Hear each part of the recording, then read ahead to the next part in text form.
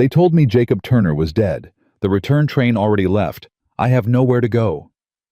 Charlotte's voice didn't shake, but her sleeve slipped, and the bruises around her wrist told every story she hadn't. Ethan Walker didn't ask who did it, didn't ask why she came, didn't ask for anything at all. He simply picked up her suitcase. "No one will hurt you here." She broke down crying right there on the platform for the first time in 6 months. But the men who drove her out of St. Louis were already following her trail, and they would reach Silver Creek by sunset. If this story already has your heart, subscribe now and drop your city in the comments. I want to see how far this one travels.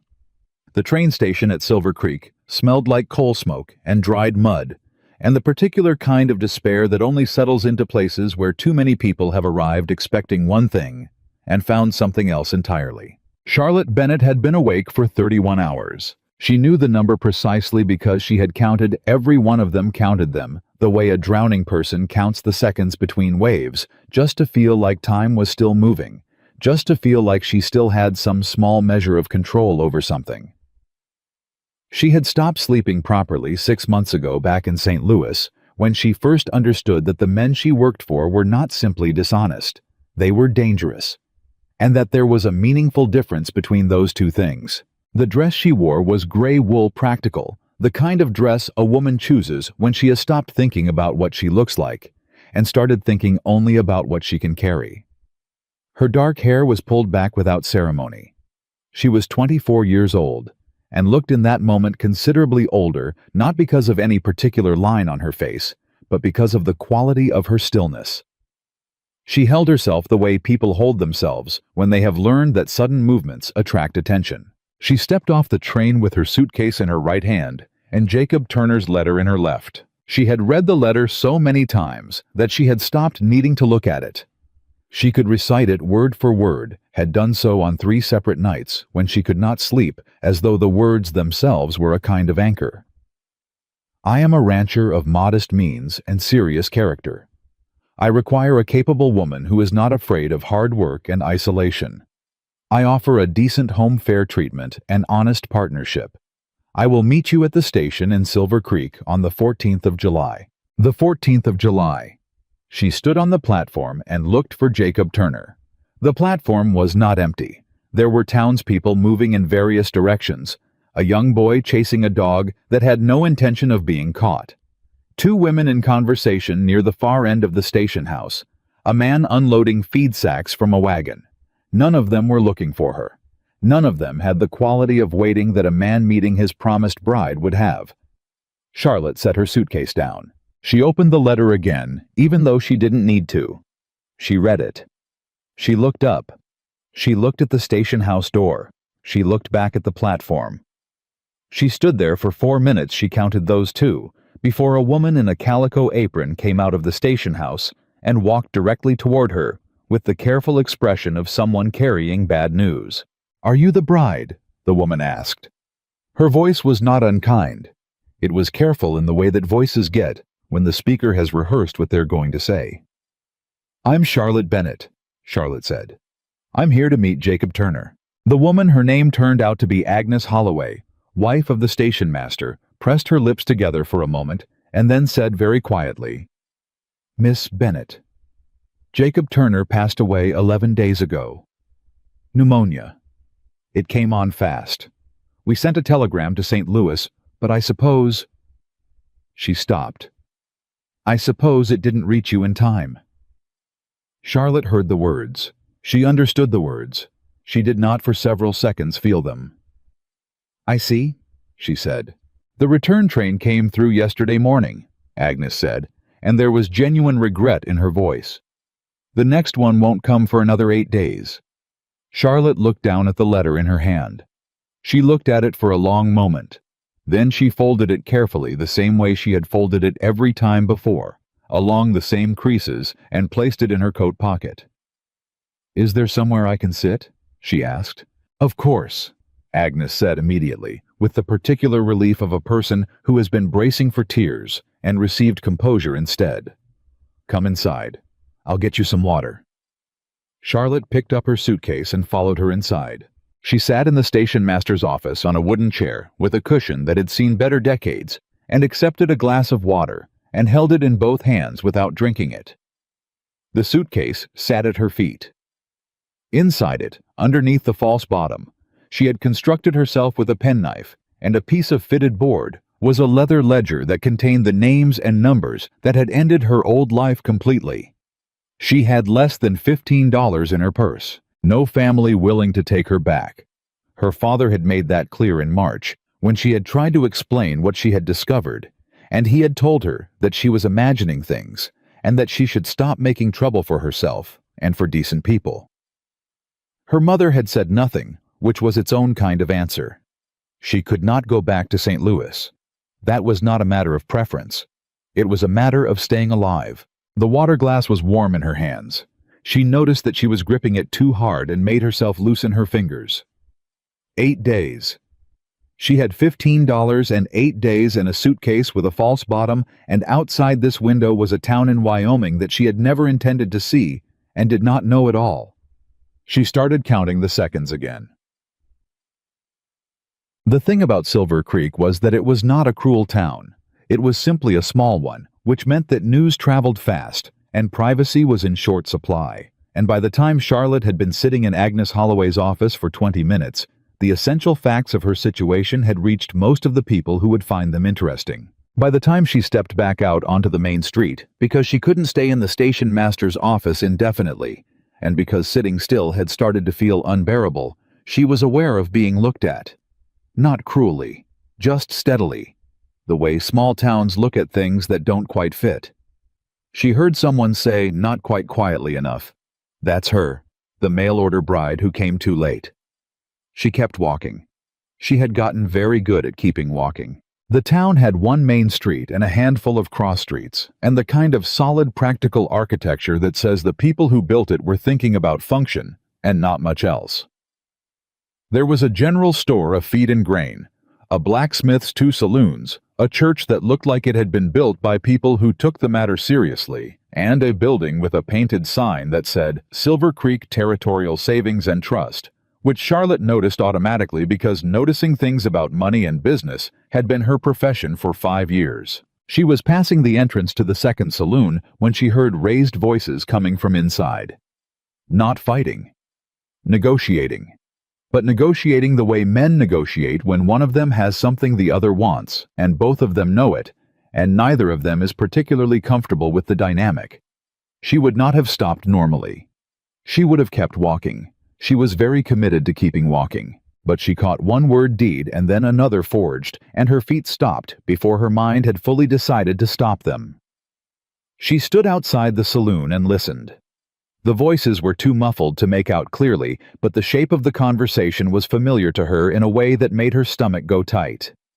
She had spent 3 years listening to conversations that sounded like this through closed office doors before she understood what they actually were. She made herself start walking again.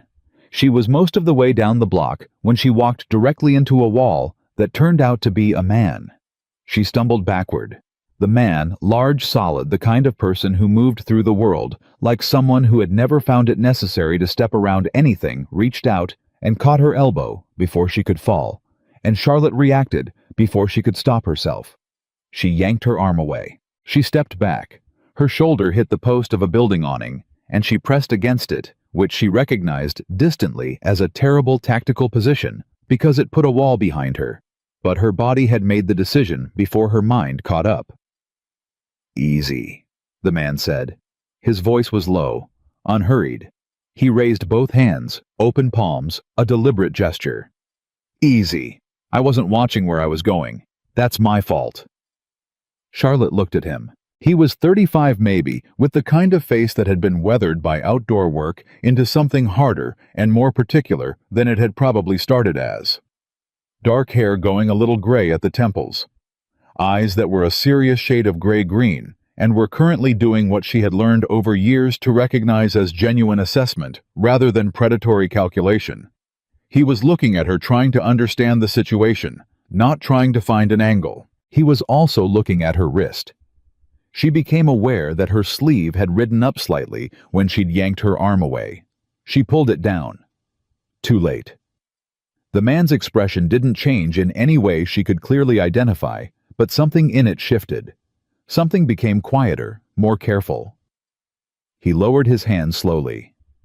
"I'm Ethan Walker," he said. "I have a cattle ranch north of here." Charlotte said nothing. "You must be Miss Bennett," he said. "Agnes Holloway mentioned you were in town." "News travels fast," she said. Her voice came out steadier than she expected. "In Silver Creek, it travels about as fast as sound," he said, and there was something almost dry in it. Not quite humor, but the residue of humor, like he had once been a person who made jokes and hadn't entirely lost the habit. "I'm sorry about Jacob. He was a decent man." "You knew him." "I did. We weren't close, but I knew him." He paused. "Do you have somewhere to stay tonight?" "I'll find something." "The only boarding house is full," he said, not unkindly, just factually. "The Holloways have a spare room, but Agnes already has her sister visiting, and the hotel above the saloon is—" He stopped. "It's not suitable." Charlotte looked at him steadily. "I'll find something," she said again. "Miss Bennett." He said it quietly, and she had the strange experience of a person saying her name in a way that didn't feel like they were trying to get something from her. "You've been in this town for less than an hour. You've had a serious shock. You don't know anyone here. I'm not trying to intrude on that." He reached down and very deliberately picked up her suitcase. The one she had put down without noticing she'd done it. "I'm going to carry this to the hotel at the end of Main Street. It's run by a woman named Ruth Carey. It's clean and safe, and she owes me a favor. And then I'm going to leave you alone." Charlotte watched him pick up her suitcase. She watched him do it with the same deliberate slowness with which he had raised his hands. "Why?" she said. He looked at her for a moment. "Why what? Why help me?" He considered this. Not in the way people consider questions when they're looking for the right answer, but in the way they consider them when they want to give an honest one. "Because you're standing on Main Street in a town you've never been to," he said, "and someone should." He started walking. Charlotte stood there for 3 seconds watching his back. Then she followed him. So, Ruth Carey's hotel. It was actually called the Silver Creek Inn, but everyone in town called it Ruth's, as Charlotte learned approximately within the first 10 minutes, was everything Ethan Walker had said it was, and also quite small, which was the relevant detail in the present moment, because Ruth Carey had exactly one room available, and it was the one above the kitchen, and she offered it to Charlotte at a rate that was so significantly reduced from what Charlotte had expected that she was momentarily unable to respond. "Ethan Walker," Ruth said, reading her expression correctly. "Comes through with a side of beef every spring and never asks for anything. This is something I can do." She was a solid woman in her 50s with iron gray hair and the air of someone who has been making decisions for a long time and is comfortable with that. "You'll eat with the other guests. Breakfast at 6, supper at 6 in the evening. I don't permit drinking in the rooms, and I don't permit male visitors after 8. "That's fine," Charlotte said. "Good." Ruth picked up the room key from its hook. "How long are you staying?" Charlotte hesitated. 8 days was the answer. But she said, "I'm not entirely sure yet." Ruth looked at her with the look of a person who has heard that particular answer before and understood what it usually meant. "All right," she said simply, and handed over the key. Ethan had set her suitcase down at the base of the stairs. He was already moving toward the door. "Mr. Walker," Charlotte said. He turned. She thought about what she wanted to say. "Thank you" felt insufficient. Everything else felt like more than she had available. "You didn't ask," she said finally. "What happened to my wrist?" He held her gaze for a moment. "That's not my information," he said. "It's yours." He touched the brim of his hat and walked out. Charlotte stood there for a moment longer than necessary. Then she picked up her suitcase. It was heavier than it looked, and it had always been heavier than it looked, and only she knew why, and she carried it up the stairs. She sat on the edge of the bed in the room above the kitchen, and she did not cry. She had not cried in 6 months. She was not going to start now. She sat there and breathed and counted her breaths and thought about what 8 days meant and what $15 meant and what it would cost to eat 2 meals a day at Ruth Carey's table for 8 days, and whether there was any possible way to make those numbers work. They didn't work. She already knew they didn't work. She opened the suitcase and checked the false bottom press, the lower left corner lift from the upper right, and the ledger was exactly where she had left it, exactly as she had left it, wrapped in oilcloth and tied with a piece of cord, and she covered it again and closed the suitcase and slid it under the bed. Then she went downstairs for supper. There were 4 other guests at Ruth Carey's table that evening. A traveling salesman from Cheyenne who talked a great deal about curtain rods, a cattleman passing through on his way to a land auction in the next county. A schoolteacher named Miss Eliza Marsh, who had just accepted a position in Silver Creek and was navigating the specific terror of starting over somewhere new, and Ethan Walker. Charlotte stopped in the doorway. Ethan looked up from his place at the end of the table. "Miss Bennett," he said, as though this were entirely unremarkable. "You board here?" Charlotte asked. "When I'm in town," he said. "The ranch is a day's ride north. Sometimes it's easier to stay over." She sat down across from Miss Marsh, who gave her a look of frank female sympathy that Charlotte found unexpectedly almost unbearable in its kindness. "I heard about what happened," Miss Marsh said quietly. "I'm so sorry." "Thank you," Charlotte said. "Were you and Mr. Turner?" Miss Marsh began and then stopped herself. "Sorry, that's none of my business." "It's all right," Charlotte said, because it was all right, or at least it was simpler than the truth, which was that Jacob Turner had been not a person to her, but a solution to a problem. She had his letter. She had answered it. That had been the entirety of what she had felt about Jacob Turner, and she was not proud of it, but she was also not going to pretend to grief she didn't have. "We hadn't met," she said. "It was a business arrangement." Miss Marsh nodded the kind of nod that meant she understood more than the words. The curtain rod salesman, whose name was Beaumont, and who was apparently impervious to awkwardness, said, "Quite a situation, and helped himself to more potatoes. Supper was venison stew and cornbread and a dried apple pie that was considerably better than it had any right to be given the circumstances of its construction. Charlotte ate everything on her plate because she did not know when she would eat next, and her body, which had been through a great deal, understood this. She was finishing her pie when Ethan said without preamble, "Miss Bennett, can you keep accounts?" She looked up. "I'm sorry. Financial accounts," he said. "Ranch records, correspondence, that sort of thing."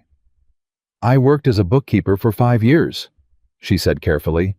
"I need someone who can do that work," he said. "My foreman handles the cattle and the men, but the books have been a mess since my housekeeper left last winter.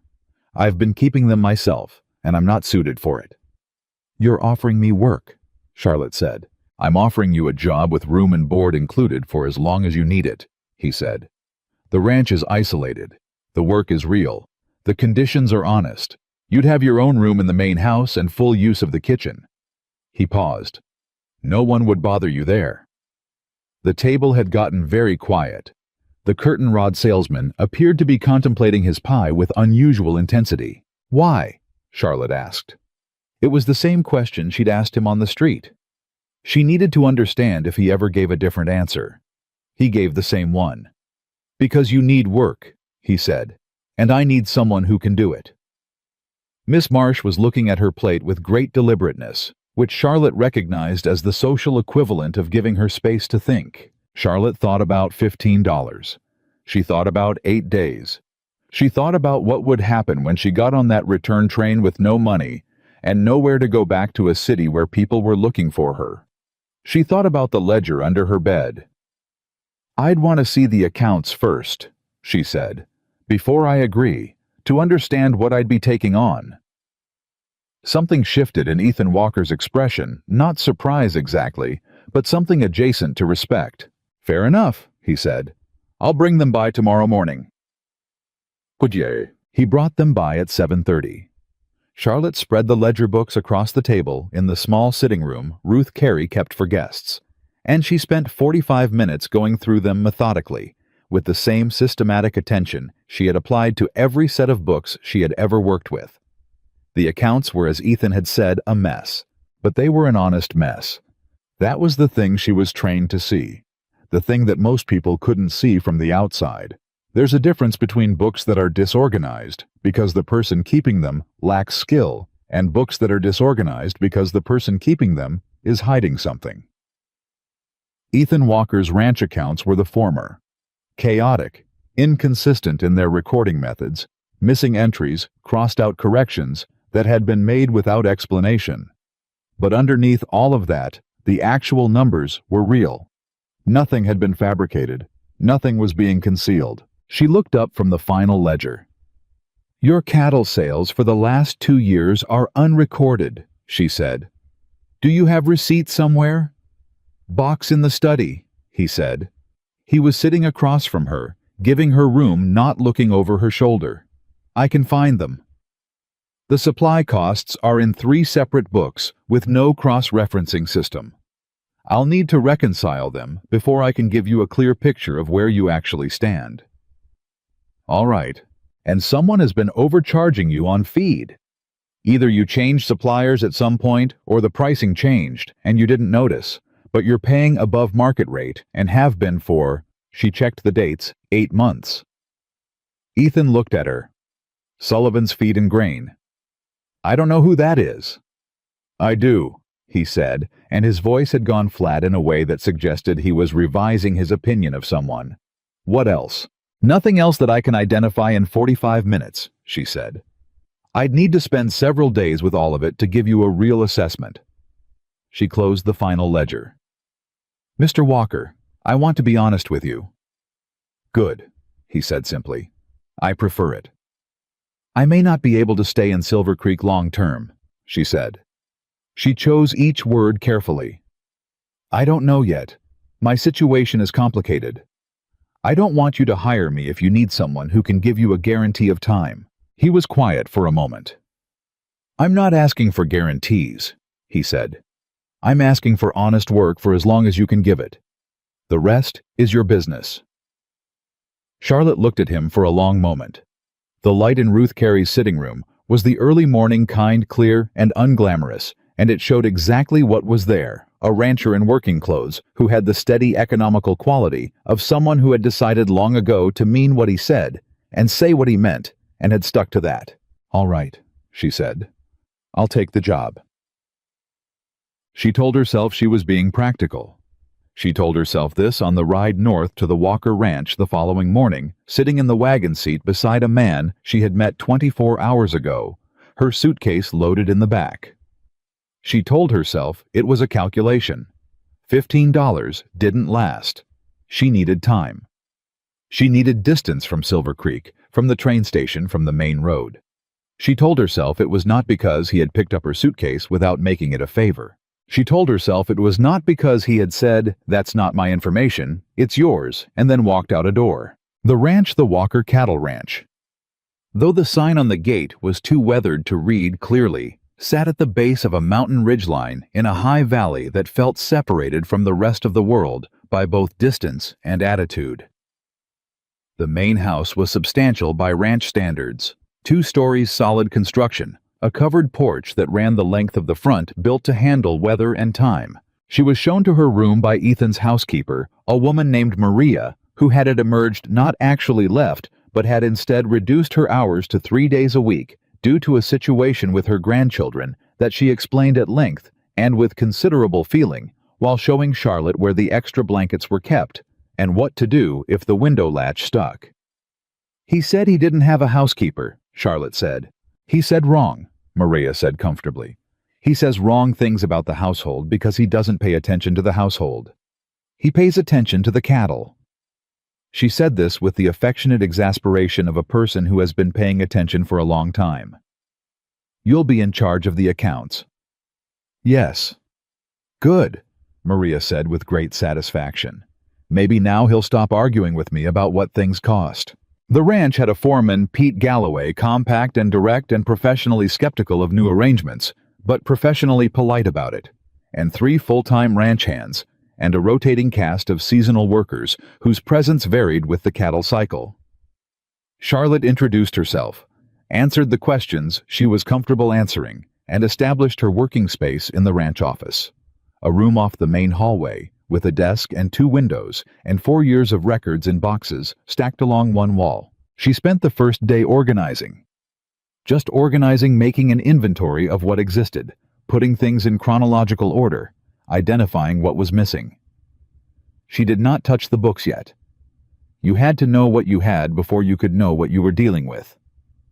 Ethan came to the office door at noon to tell her that Maria had left food in the kitchen and he was going back out to the north pasture. He looked at the organized piles on the floor with an expression Charlotte could not quite read. "What?" she said. "Nothing," he said. "It just looks different already." "I haven't changed anything," she said. "I've only moved things." "Sometimes that's the same thing," he said, and went back out. By the end of the 3rd day, she had the first year's accounts fully reconciled. By the end of the first week, she had a clear picture of the ranch's financial position, which was, as it turned out, considerably better than the state of the record suggested. Ethan Walker was not a wealthy man, but he was a careful one, and underneath the disorganization was a cattle operation that was fundamentally sound. She told him so at supper on the 7th day. He listened without interrupting while she laid out her findings, and then he said, "What's the part you're not saying?" She paused. "What makes you think there's a part I'm not saying?" "Because you've been going through those books for a week, and the first thing you said when you sat down was, 'I want to be honest with you,'" he said. "And I believed you." "So, what aren't you saying?" Charlotte set down her fork. "The overcharging from Sullivan's feed and grain is not an accident," she said. "It's too consistent, too precisely above market rate, and it started at a time that corresponds with—" She had looked this up, "the death of your previous foreman, the one before Pete Galloway." Ethan was very still. "That's not a bookkeeping error," she said. "Someone made a decision, and whoever made it expected that no one was looking closely enough at the numbers to notice." "Who else would know?" he asked. "I don't know yet, but whoever set up the pricing had access to your account somehow, or access to someone who had access." She met his eyes. "It's not a large amount. In the context of a year's operation, it's a rounding error, but it's deliberate." He looked at her for a long moment. "You found that in a week," he said. "It's what I'm trained to do," she said. "I'm not telling you to alarm you. I'm telling you because you said you preferred honesty." "I do," he said. He picked up his fork, put it down again. "I'll speak to Sullivan." "You should speak to him carefully," Charlotte said. "If he's involved in something deliberate, confronting him directly before you understand the scope of it is—" She stopped. "Is what?" Ethan said. "Is how you warn people," she said, "before you know what they might do." He looked at her. Not at her wrist this time, at her face. "You know something about that," he said. It was not a question. Charlotte met his gaze.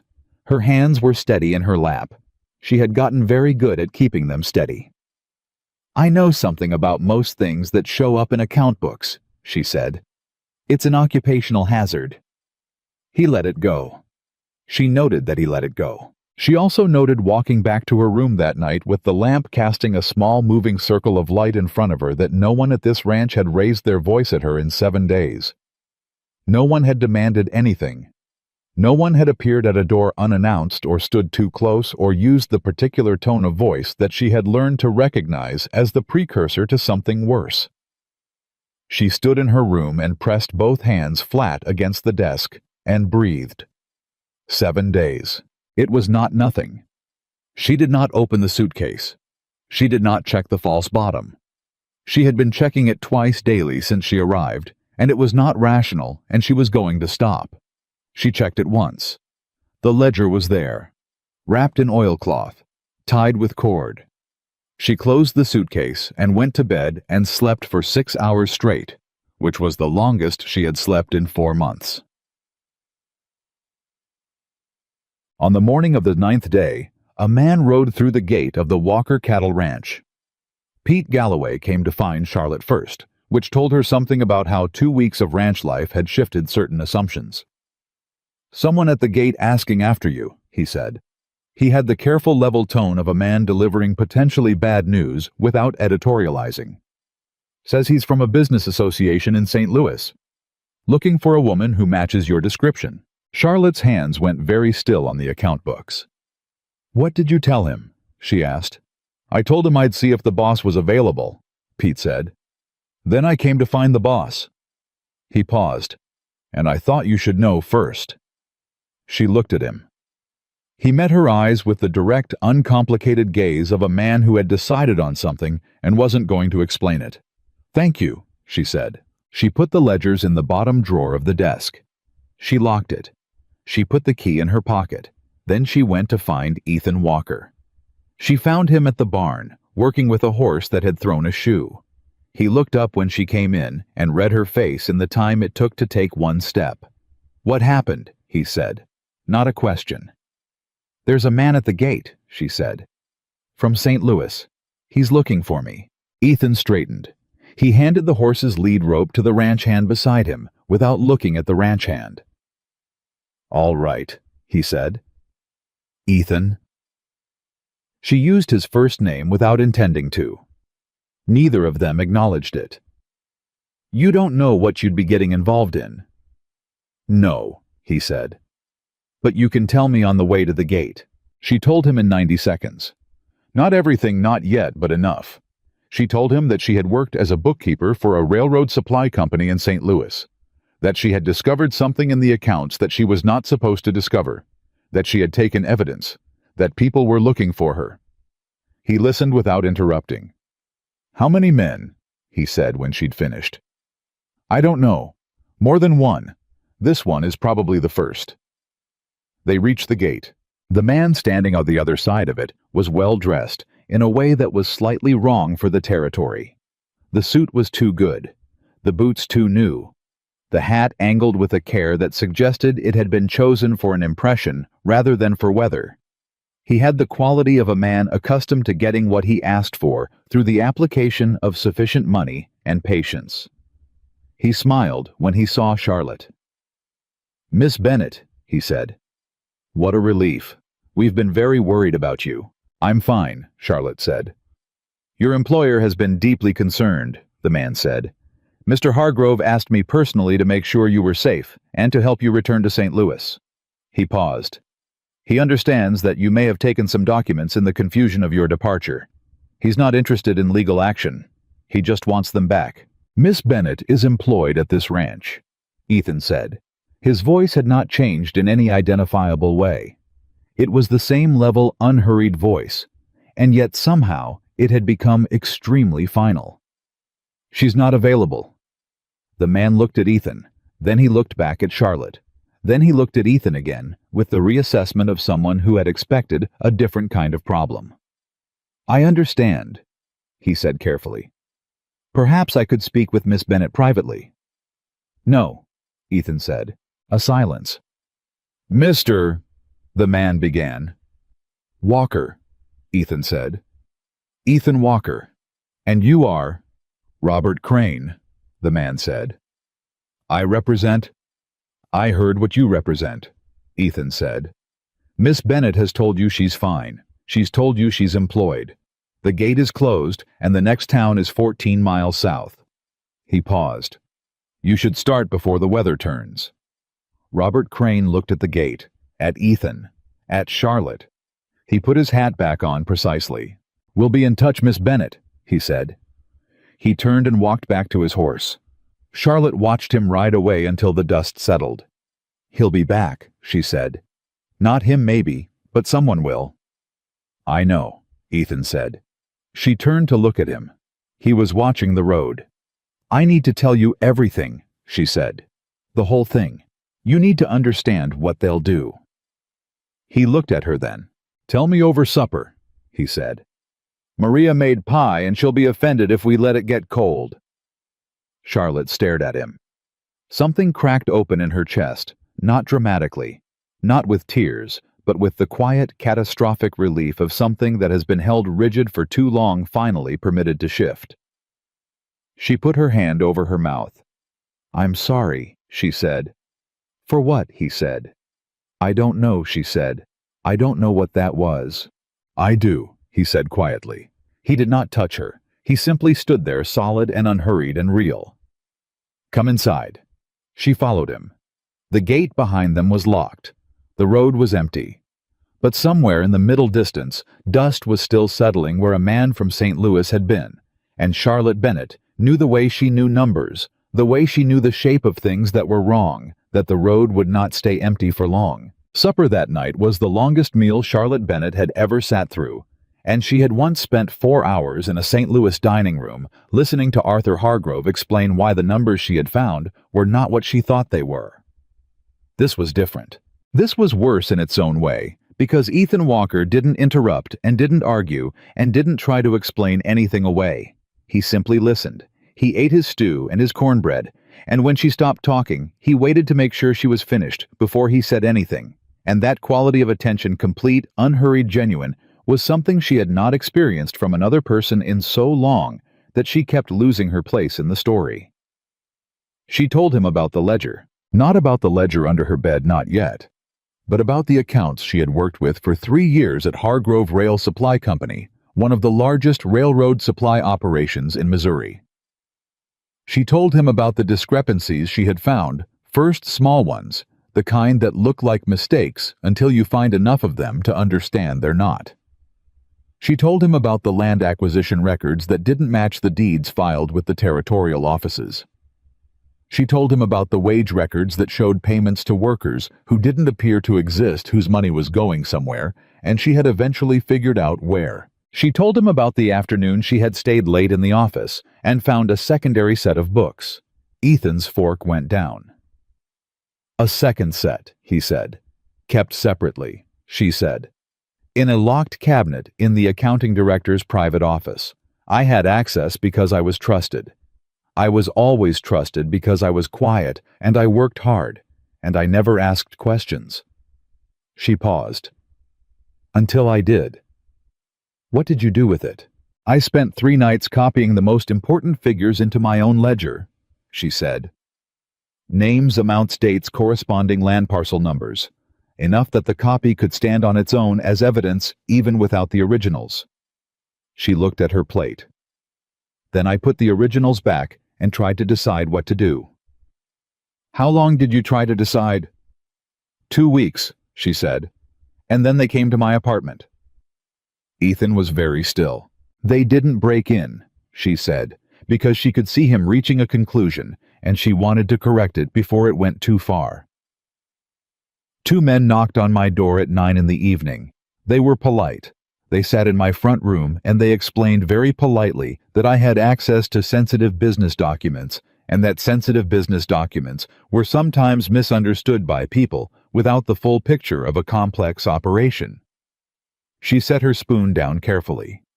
"They suggested that a woman in my position, without family connections or financial security, would benefit from focusing on her work and letting management handle the larger questions of company operations.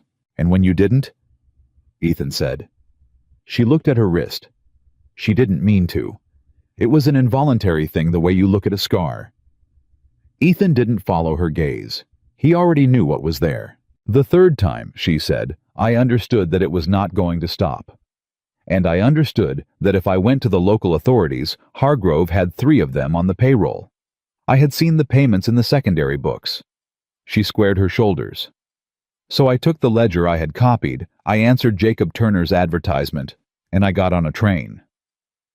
The kitchen was quiet, except for the sound of the wind working at the eaves of the house. "How many names are in that ledger?" Ethan asked. Charlotte looked at him. "Enough," she said, "to end careers. Put men in federal prison. Return land to families that had it taken from them." She paused. "And enough to give certain men a very strong reason to make sure it never reaches a judge." Ethan picked up his coffee cup and held it without drinking.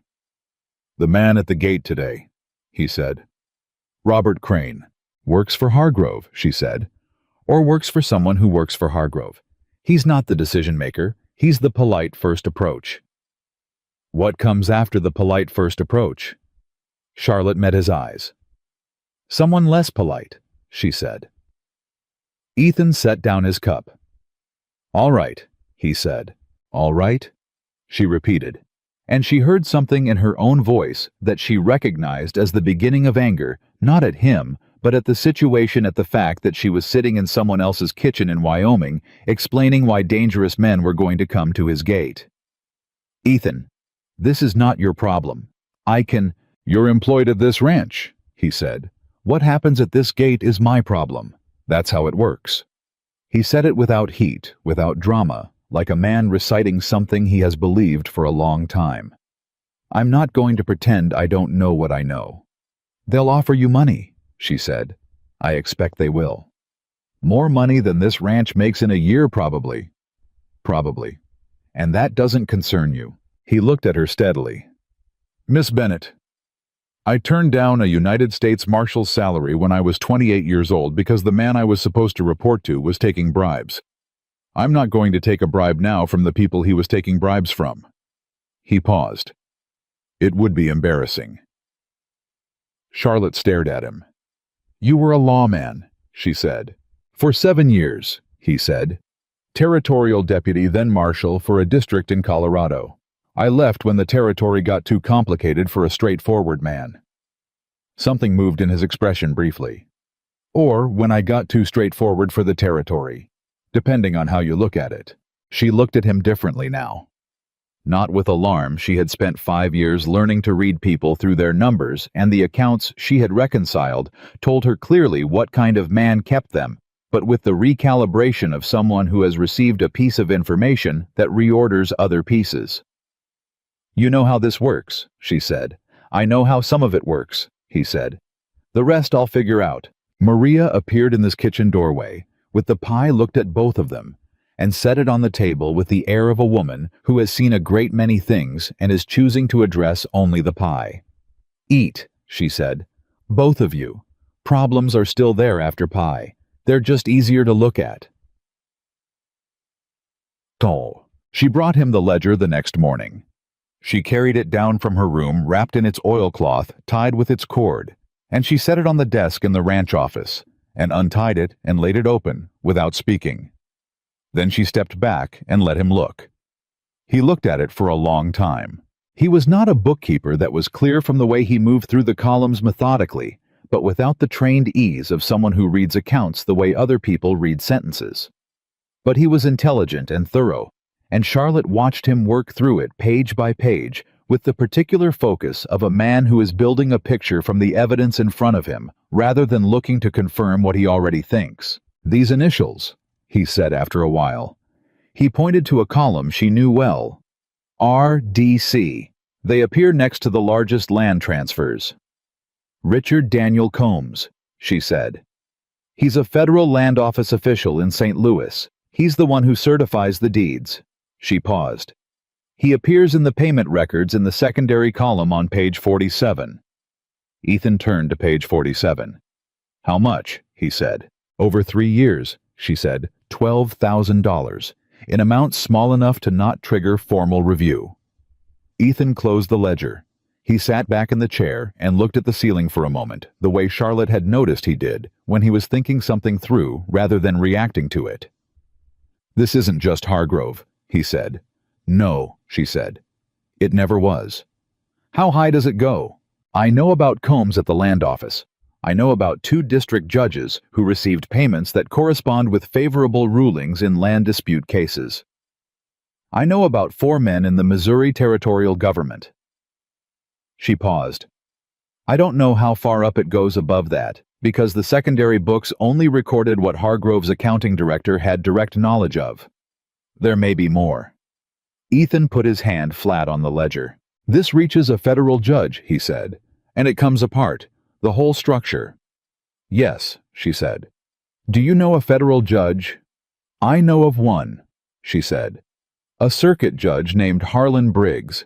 He was mentioned in a letter I found in Hargrove's private correspondence, mentioned as a problem, as someone who had refused a payment and filed a report about it that had been suppressed. She met his eyes. Hargrove was afraid of him. Harlan Briggs, Ethan said slowly. You know him. I know of him, Ethan said. He has a reputation. He paused. He's riding circuit in this territory right now. He'll be in Cheyenne in about 3 weeks. The silence in the room was so complete that Charlotte could hear the horses moving in the barn 50 feet away. 3 weeks, she said. 3 weeks, he said. She looked at the ledger, at his hand on it. They'll be back before 3 weeks, she said. I know, he said. With more men. Probably. And you're still not going to take their money. He looked at her, and there was something in his expression that was very close to dry humor, the faintest suggestion of it, the way a deep winter landscape will sometimes show a hint of green before spring has actually arrived. Miss Bennett, he said, I've got a ranch full of cattle, a foreman who doesn't miss much accounts that are now being kept by someone who caught a feed and grain scheme in 8 days and 3 weeks before a federal circuit judge is in Cheyenne. He stood up. What would I do with their money? He picked up his hat and walked out to start the morning. Charlotte sat in the office with her hand on the ledger. After a moment, she opened it back up and went to work. Trust Charlotte had decided sometime around age 19 was a transaction. You extended it when the evidence supported the extension, and you withdrew it when the evidence stopped supporting it, and you kept the ledger of it as carefully as you kept any other, because the cost of extending trust incorrectly was higher than almost any other financial error you could make. She had maintained this position with considerable discipline for 5 years. It took Ethan Walker approximately 2 weeks to completely undermine it, and the maddening thing was that he did it without trying. He did it by doing the same things every day. He was up before dawn always, and she began to time her own mornings by the sound of boots on the kitchen floorboards below her room. He made coffee strong, no ceremony, and left a cup at the edge of the stove, at a height that was easy to reach, which she noted on the 3rd day was also the height that suggested he'd observed that she was not tall. He never pointed this out. The cup was simply there. He said what he meant. She had worked for people who said what they meant for most of her professional life, and had still found it surprising how rare the actual practice of it was. How many people used straightforwardness as a style rather than a commitment, deployed it when it was convenient and abandoned it when it wasn't. Ethan Walker said what he meant when it was convenient and when it was not, and the content of what he said did not change based on the audience. She observed this across multiple conversations with Pete Galloway, with the ranch hands, with a neighboring rancher who came by to discuss a fence line dispute with Maria with her. The same Ethan in every context. The same words meaning the same things. It was deeply disorienting. She caught herself thinking about it one afternoon in the middle of reconciling the supply records, which was a significant breach of her own professional standards. And she forced herself back to the columns and did not think about it again until that evening when she was trying to go to sleep. At which point she thought about it for approximately an hour before she managed to stop. The work itself helped. The accounts were genuinely interesting. Not in the way that Hargrove's accounts had been interesting, which was the cold interest of a problem that needed solving before someone noticed she had found it. The Walker Cattle Ranch accounts were interesting in the way that honest, complex operations are interesting when you actually get to understand them. There was a cattle cycle and a seasonal rhythm and a set of relationships with neighboring ranches and suppliers that formed a kind of ecosystem, and the more she mapped it, the more she understood the shape of the enterprise and why it worked. She told Ethan on the 12th day that she had finished the full reconciliation. She also told him that the ranch was owed money from 2 different sources, one being the feed overcharging, which totaled more than she had initially estimated over the 8-month period, and the other being a sale from the previous year, where the payment had been recorded, but the amount had been entered incorrectly short by $40. How did you find the $40? He asked. I cross-referenced the sale receipt against the ledger entry, she said. The receipt was in the box you mentioned. I told you that box existed. You did, she agreed. He looked at her for a moment.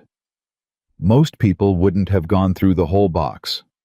Most people don't reconcile accounts, she said. They record them. There's a difference. He smiled. It was the first time she had seen him actually smile.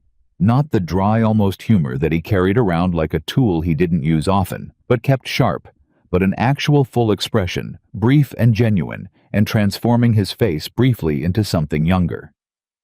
She looked back at the ledger. "I'll write up the formal report," she said, "so you have it documented." "Thank you," he said. She did not look at him again until she heard him leave the room. Pete Galloway came to find her on the 14th day. It was mid-morning. She was in the office. He knocked on the open door. He always knocked, she had noticed, even when the door was open, and stood in the doorway with the look of a man carrying information he has already decided you need to have. "Two men in Silver Creek," he said, "asking around about the ranch, asking specifically about whether there are any new employees who arrived recently." Charlotte set down her pen. "Who told you?" she asked. "Tom Birch," he said. "He runs the livery in town, and he's been our business for 10 years. He sent his son out this morning." Pete paused. "He said they offered the boy money to answer their questions. Did he take it?" "He's Tom Birch's son," Pete said, with the tone of a man answering a question that didn't need asking. "No." Charlotte looked at the ledger on the desk. "Where's Ethan?" she said. "North pasture. I can ride. Send someone," she said, already standing. "And Pete, don't tell the other hands yet. I don't want anyone making decisions before Ethan's back." Pete looked at her with a look that was recalibrating in some subtle way. She recognized it. It was the look of a person revising their assessment of what they're dealing with. "Yes, ma'am," he said. She spent the 20 minutes before Ethan arrived going through the office with the systematic attention she used on account books, thinking about what mattered and where it was and what needed to happen to it. The ledger went into the false bottom of her suitcase. The suitcase went under the floorboard in her room that she had identified on the second day as being slightly loose. She had not used it until now, but she had noted it because she noted things. The copy of the ranch accounts that she had been preparing for Ethan went into the desk drawer, locked. She was back in the office and apparently working when she heard the horse in the yard. Ethan came in fast, read the room, looked at her. "Tell me," he said. She told him. He listened. He did not pace, did not express alarm, did not do any of the things she had watched other men do when they received bad news and needed to perform their response to it. He stood in the middle of the office and listened, and when she finished he said, "2 of them or more. Tom Birch's son saw 2, she said. But they're the visible ones. There are likely others." "They're mapping the situation," Ethan said. "Not ready to move yet. They want to know what they're dealing with first." He paused. "Which means we have a little time." "Not much." "No," he agreed. "Not much." He looked at her steadily. "Are you all right?" It was such a simple question that it stopped her completely. "I've been through worse," she said. "That's not what I asked." She opened her mouth, closed it. "I'm frightened," she said. It was the first time she had said that word out loud to another person in 6 months. "But I'm functional. That's what matters right now." Something in Ethan's expression shifted. Not pity, she would have shut the conversation down immediately if it had been pity. Something that looked more like recognition, like she had said something that he understood from the inside. "Yes," he said quietly. "That's what matters." He called Pete in. They talked through what they knew and what they needed to find out, and Charlotte sat at the desk and contributed information when she had it, which was more often than Pete had apparently expected, because he kept glancing at her with the look of someone revising the same assessment twice in one morning. By the time they had a plan limited, but real covering the next 48 hours, it was past noon, and Maria appeared in the doorway with the information that the food was ready and getting cold, which she delivered with the particular firmness of someone who has decided that crises are not an acceptable reason to skip lunch. They ate. Charlotte found that she could. What? The next 9 days had a quality she did not have a precise name for. Tense was the obvious word, but it was too simple. The tension was real. It lived in the set of Pete Galloway's shoulders every morning, and in the way the ranch hands had started checking the fence line without being asked, and in the fact that Ethan had quietly re-established contact with 2 men in Silver Creek, whose judgment he trusted a retired deputy named Cal Monroe, and a newspaper editor named William Strauss, who had been trying to write about land fraud in the territory for 2 years and kept running into closed doors. But underneath the tension was something else. Something that Charlotte identified reluctantly carefully, the way she identified discrepancies in account books, by looking at it from several angles before she would commit to naming it. She was not afraid of this house. She understood what that meant. She knew the dimensions of what that meant because she had been afraid of the last 3 places she had lived. And before that, she had been afraid in a more diffuse way. The generalized low-level fear of a woman who has not yet understood that the thing she is afraid of has a specific shape. Here in this house, in the office with the window and the boxes of accounts and the coffee that appeared at the edge of the stove each morning, she was not afraid. She was worried. Worry was rational. It tracked real and present threats.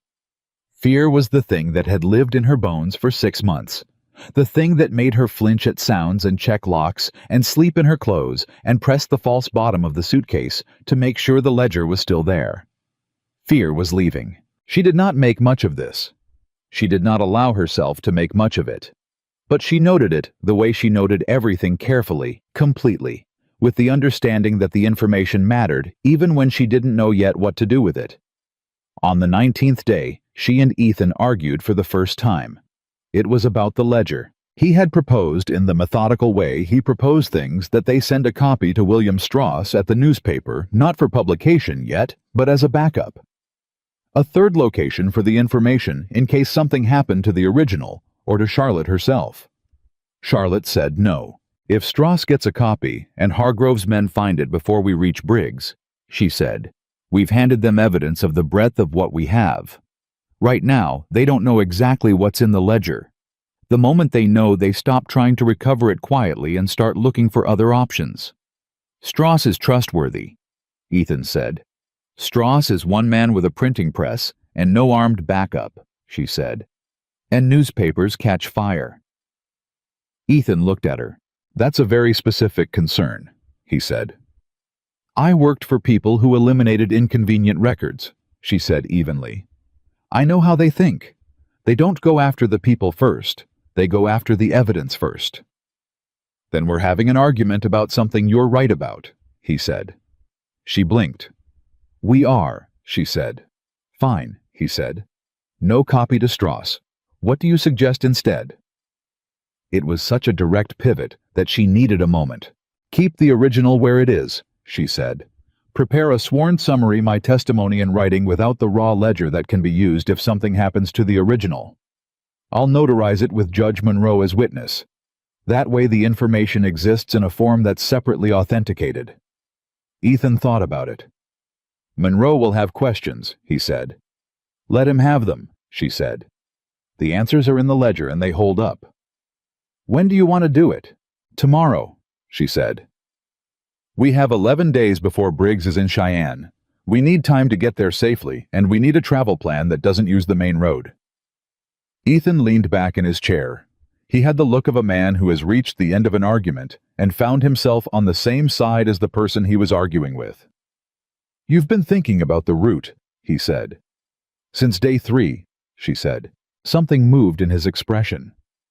Not the brief, younger smile from before, something quieter. Something that looked like the particular relief of a person who has been carrying something alone for a long time and has just discovered carefully that they don't have to.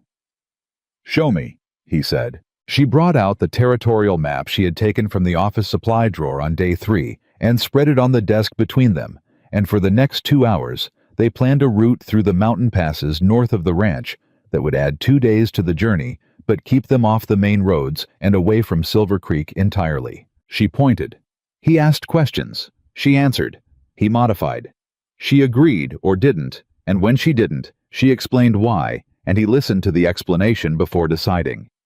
It was, she thought, not for the first time, and with considerably more clarity than before, the most functional working relationship she had ever had with another person. She filed that thought away. She focused on the map. Cal Monroe came to the ranch on the 21st day and sat in the office with his hands folded on the desk and read Charlotte's sworn testimony in its entirety without comment. He was a man in his 60s, compact and weathered, and possessed of the particular stillness of people who have spent a great deal of their lives in rooms where things were being decided. He had been a deputy marshal for 20 years before his back gave out, and he had never in 20 years lost a piece of evidence he was supposed to protect. This was not a boast Ethan had made about him. It was a fact Ethan had stated the same way he stated other facts, which was to say plainly, without decoration, like something he had simply verified and reported. Monroe finished reading. He looked at Charlotte. "You copied the secondary books over 3 nights," he said. "Yes." "How did you access them without being detected?" "The accounting director worked late on Tuesdays and Thursdays," she said. "On Mondays, Wednesdays, and Fridays, I worked late. The secondary books were kept in a locked cabinet that opened with a key kept on a ring with 7 other keys in the director's desk drawer, which was not locked." She paused. "It was not locked because the accounting director believed that his office being locked was sufficient. It was not." Monroe looked at the testimony, at Charlotte, back at the testimony. "Miss Bennett," he said, "in 20 years of law enforcement, I have spoken with a great many witnesses." He folded the document carefully along its lines. "You are what we used to call in the Marshal's service a clean witness. Your testimony is specific, documented, and self-consistent. I will sign as notary witness on this document." Charlotte let out a breath that was longer than she intended. "Thank you," she said. "Don't thank me," Monroe said. "Get to Briggs." He looked at Ethan. "What's your route?" Ethan unfolded the map. The 3 of them sat around it in the ranch office, and outside the window the afternoon was moving toward evening, and somewhere on the road between Silver Creek and the Walker Ranch gate, 2 men in city clothes were asking questions that were going to run out of patience very soon. She could feel it. The way you feel a storm coming, not from any single thing, but from the aggregate of many small things, each individually unremarkable, but together forming a shape you recognize. She looked at the map, at the route north and west through the mountain passes penciled in her own hand. "We need to leave in 6 days," she said. Monroe and Ethan both looked at her. "Not 8," Ethan said. "That gives us a day of buffer. They'll move before 8, she said. "I've been watching the timing. The first contact was 22 days ago. The second was 19 days ago. The pattern suggests the next escalation is within a week." She looked at the map. "We leave in 6 days. We take the North Pass. We arrive in Cheyenne with 2 days before Briggs's scheduled court date." Monroe looked at Ethan. Ethan looked at Charlotte. "6 days, he said. 6 days, she confirmed. He put his hand on the map flat, the same way he had put his hand on the ledger, and she understood that this was a thing he did when he had made a decision, a physical marking of it like a signature. "All right," he said. 6 days. Monroe stood. He put his hat on with the careful precision of a former marshal who had never entirely stopped being one. At the door he paused. "Ethan," he said, "you remember what I told you when you left the marshal's service?" Ethan didn't look up from the map. "You told me I was wasting a skill set." "I did," Monroe said. He looked at Charlotte.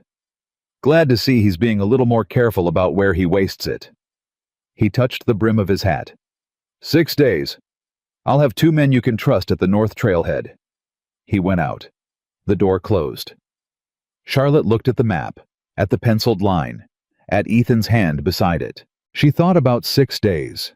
She thought about what 6 days meant in terms of risk assessment, in terms of probability, in terms of the careful calculation of distance and time, and how many things could go wrong between a ranch in Wyoming and a circuit judge in Cheyenne. Then she thought about something Monroe had said. Glad to see he's being a little more careful about where he wastes it. What did he mean? She said. About wasting a skill set. Ethan was quiet for a moment. After I left the Marshal Service, he said, I spent about 2 years not being careful about much of anything. He said it the way he said most things, without drama, without the particular coloration of a man seeking sympathy. I bought the ranch to give myself something to do that required enough attention that I had to pay it. He paused. It worked. Charlotte looked at him. She thought about a man buying a cattle ranch because he needed something to care about enough to keep going. She thought about a woman answering a mail-order bride advertisement because she needed somewhere to be that was far enough away from her real life to survive it. She thought about how many ways there were to be lost before someone found you. It's a good ranch, she said. He looked at her. For a moment, there was something in the space between them that neither of them addressed, not because they were avoiding it, but because some things need more time than 6 days, and both of them were too honest to pretend otherwise. Yes, he said, it is. She folded the map along its lines.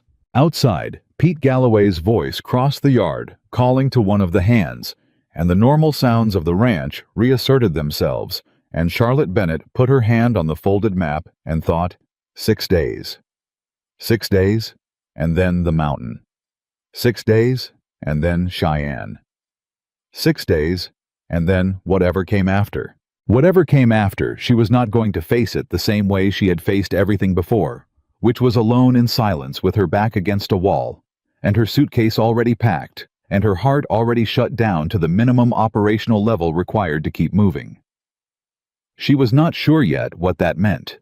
She knew it meant something. She set the map on the desk and went to start the evening's work, and through the window, the last of the afternoon light was going gold across the high valley, and she did not look at it because she was not someone who looked at things like that. She looked at it anyway. Just for a moment. Then she looked back at the accounts, and the numbers were still there, and they still held, and 6 days felt like both an eternity and nowhere near enough time at all. They left before dawn on the 5th day. Not the 6th. The 5th because on the evening of the 4th day, Pete Galloway came in from the south fence line with mud on his boots, and a look on his face that Charlotte had learned to read, the way she read account discrepancies. Something is wrong, and the something is specific. 4 men, Pete said, camped at the base of the South Ridge. Not ranch hands, not travelers. He set his hat on the table. They've got a clear sight line to the main gate. Ethan looked at Charlotte. Charlotte looked at the map on the desk. They're not moving yet, she said. They're watching. They want to know our pattern before they decide how to move. Which means tonight they're still watching, Ethan said. Yes. And tomorrow morning they'll expect the same pattern as today. Yes. He looked at Pete. Get the horses ready, quietly, before midnight. Pete nodded once and left without another word, which was one of the things Charlotte had come to appreciate about Pete Galloway. He understood the difference between the time for questions and the time for action, and he never confused them. She went upstairs and retrieved the suitcase from under the loosened floorboard. The ledger was in the false bottom. The notarized testimony was folded inside her coat. She had packed 3 days ago the same way she had always packed, the same compact deliberateness of someone who had learned that what you could carry was exactly as important as what you chose to leave behind. She came back downstairs. Ethan was at the desk writing. He sealed the letter and handed it to her. For Monroe, he said. If we don't reach Cheyenne, he'll know what to do with it. Charlotte took the letter. We're going to reach Cheyenne. Yes, he said. But Monroe gets the letter anyway. She put it in her coat pocket opposite the testimony. Maria appeared from the kitchen with 2 wrapped parcels of food and the expression of a woman who is holding herself together through the application of practical tasks, which Charlotte recognized because she had been doing the same thing for 6 months. You eat on the trail, Maria said. Don't skip. She pressed the parcels into Charlotte's hands and then, without warning or ceremony, put both arms around her and held on briefly and firmly. Charlotte went very still. Then she put her arms around Maria and held on back. Nobody said anything. Maria let go first. She turned around and went back to the kitchen and did not come back out, which was also a kind of saying something.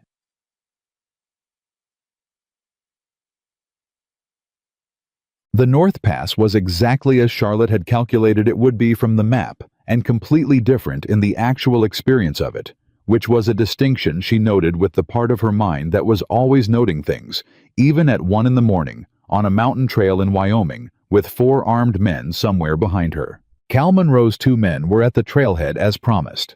She recognized them by the lamp signal Monroe had described, 2 flashes.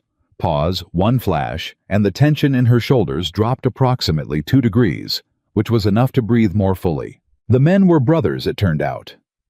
Frank and Henry Alcott, former Army now running a small operation on the west side of the valley. They were quiet in the efficient way of people who have done difficult things in dark places, and understand that silence is a tool. Frank took the lead position. Henry covered the rear. Ethan rode beside Charlotte. They did not talk for the first hour. The trail demanded attention. It was steep and uneven, and the horses needed management, and there was nothing useful to say that couldn't wait. Charlotte had learned in 6 months of running that words spent on fear were words wasted, and she had become very economical.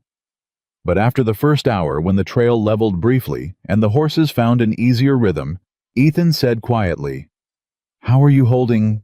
"Fine," she said. He waited. "Frightened?" she corrected. "But functional."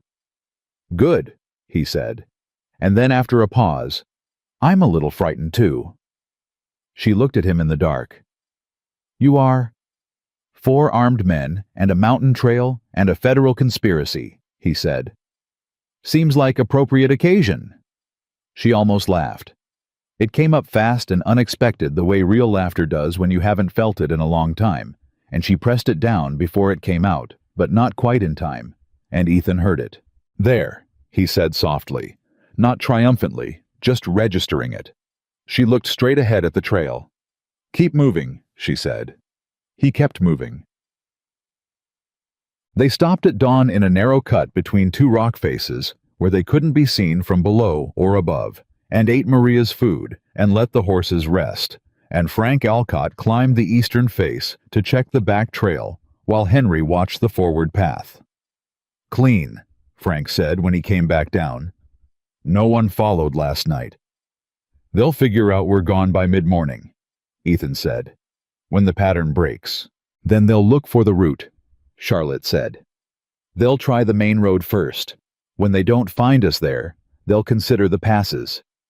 She had been thinking about this for 3 days. "The South Pass is easier. They'll try that first."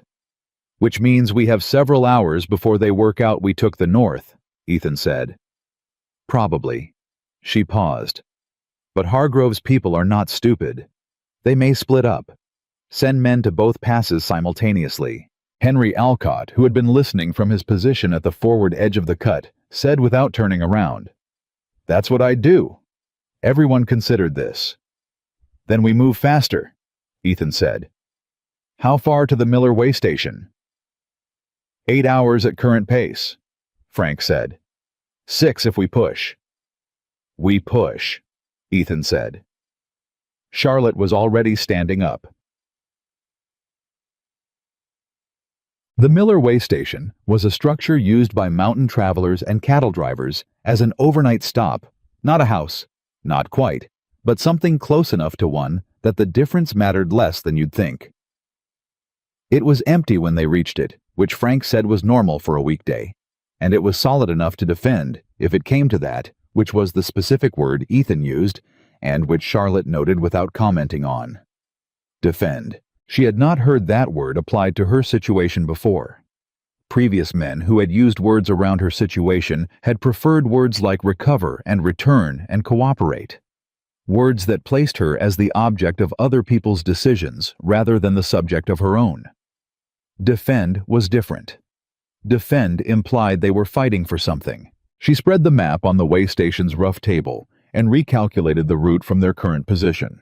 They were ahead of schedule by almost 2 hours. The hard push through the second section of the pass had cost the horses, but had put them in a different position than anyone tracking them from Silver Creek could easily anticipate. "If we leave here by midnight," she said, "we can reach the valley floor by morning. The train depot at Crestfield is 6 miles from the valley exit. The mid-morning train connects to Cheyenne." "We don't take the train," Ethan said. She looked up. "Why?" "Because Hargrove's people will have men at every train depot on the connecting lines to Cheyenne," he said. "They've had 3 days to set that up, and they have the money to do it." He met her eyes. "We ride the whole way," Charlotte calculated. Riding from Crestfield to Cheyenne was 3 days. 3 days on the open road with men behind them who now knew they had left the ranch and were heading where they would have to assume Cheyenne. They would have to assume Briggs. "They'll try to get ahead of us," she said. "Yes." "They'll send someone faster." "Probably already done." She looked at the map. At the open country between the mountain exit and Cheyenne. At the road lines and the terrain and the 3 days of exposure. "Is there another route?" she asked, not anxious, practical, looking for what she had missed. Ethan put his finger on the map. "Cross country," he said. "Here. It adds half a day, but it avoids the main road entirely until we're 20 miles from Cheyenne." Henry Alcott leaned over and looked. "That's rough country in places." "We've managed rough country," Ethan said. Charlotte traced the route with her finger, cross-referenced it against the elevation markings, thought about the horses and the time and the arithmetic of distance against days. "We do it," she said. Ethan looked at her, then back at the map. "Cross-country it is," he said. They left the way station at midnight. They had been riding for 4 hours when Henry Alcott, covering the rear, rode up fast. Charlotte heard him coming before she saw him, the change in hoof rhythm, the urgency of it, and her hand went to her coat pocket, where the testimony was before she had fully processed what she was hearing. "Riders behind us," Henry said. 3, maybe 4, moving fast. They picked up the trail." Ethan didn't ask how. He turned to Charlotte. "Straight or scatter?" he said. She understood the question immediately. Scatter meant splitting up, some of them drawing pursuit in a different direction, while one person with the ledger pushed forward. Straight meant staying together and outrunning them. She thought for 3 seconds. "Straight," she said. "If we scatter and they catch the wrong person, they'll use them to find the right one." She met his eyes. "Stay together. We outrun them." "Frank," Ethan said. Frank was already turning his horse. "I know a cut 2 miles east," he said. "Forces any pursuit to go around. Adds 20 minutes to their trail." "Do it," Ethan said. They pushed the horses hard. The cold night air hit Charlotte's face, and she leaned forward and focused on the horse beneath her and the dark ground ahead and the sound of hooves that was their rhythm. Now all of them moving together, fast and committed. And something happened in her chest that she recognized distantly as the opposite of fear. Not courage exactly, but its functional equivalent. The state that arrives when you have made a decision and committed to it completely, and there is nothing left to do but move. Frank's cut did what he said it would do. They came through it and out the other side into more open ground, and Ethan looked back and said, "We've got distance." And Charlotte looked back too, and the riders behind them were there, but further working around the cut, losing time. "Keep moving," she said. They kept moving. The first real light of morning found them on the eastern slope of the last mountain ridge, before the descent to the valley floor, and they were 20 minutes ahead of the pursuit, which had not given up. Frank stopped at the ridgeline and studied the back trail. 4 of them, he said. Riding like men who are being paid to not go back empty-handed. "They won't catch us before the valley," Ethan said. "No," Frank agreed. "But the valley is open." "I know." Charlotte had been thinking about the valley for the last 2 hours. Open ground, good sightlines in every direction, no cover, and 4 men behind them, who were now close enough to be a problem if anything went wrong with a horse or a rider or a route. She had also been thinking about something else. "Ethan," she said. He turned. "They're not trying to stop us themselves," she said. "Think about it. 4 men on horses following us through mountain passes at night. That's not how you stop someone. That's how you track someone. How you find out where they're going and who they're meeting." Ethan was very still. "They already know we're going to Briggs," he said slowly. "They know we're probably going to Briggs," she said. "But they don't know we have Monroe's authentication. They don't know what the testimony covers. They're following us because they want to intercept us before we can present evidence, but more than that, they want to know the shape of what we have." She paused. "Which means the real threat isn't behind us." "It's ahead," Ethan said. Henry swore quietly. "How far ahead?" Frank asked. "Far enough to set something up," Charlotte said. "If they sent a rider the morning they discovered we'd left, and they would have immediately then, they've had a full day's lead on us on the main road." She thought about it. "There are 2 logical intercept points between here and Cheyenne. The river crossing at Brennan's Ford and the main road junction at Settlers Cross." Ethan unfolded the map. He looked at it for 30 seconds. "Our cross-country route avoids Brennan's Ford." "Yes," she said. "But it doesn't avoid Settlers Cross." "No," she said. "It doesn't." He looked at her. "How far out is Settlers Cross?" "At our current pace," she said, "about 16 hours." The morning light was strengthening around them, and the horses were breathing hard from the night's work. And somewhere behind them, 4 men were still coming.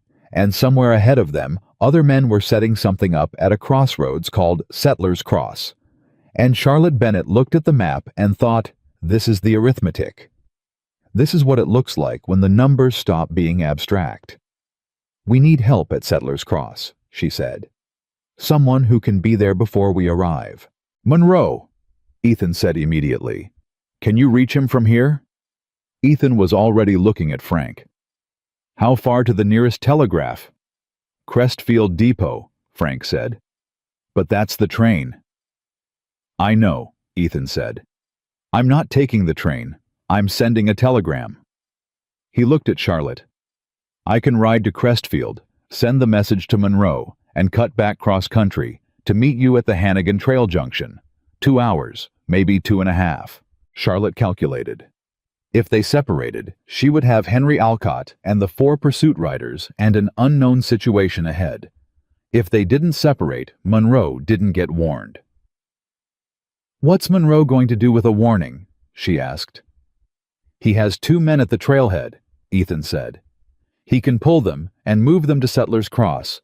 And he has contacts in Cheyenne, a deputy who owes him enough to move fast on a request."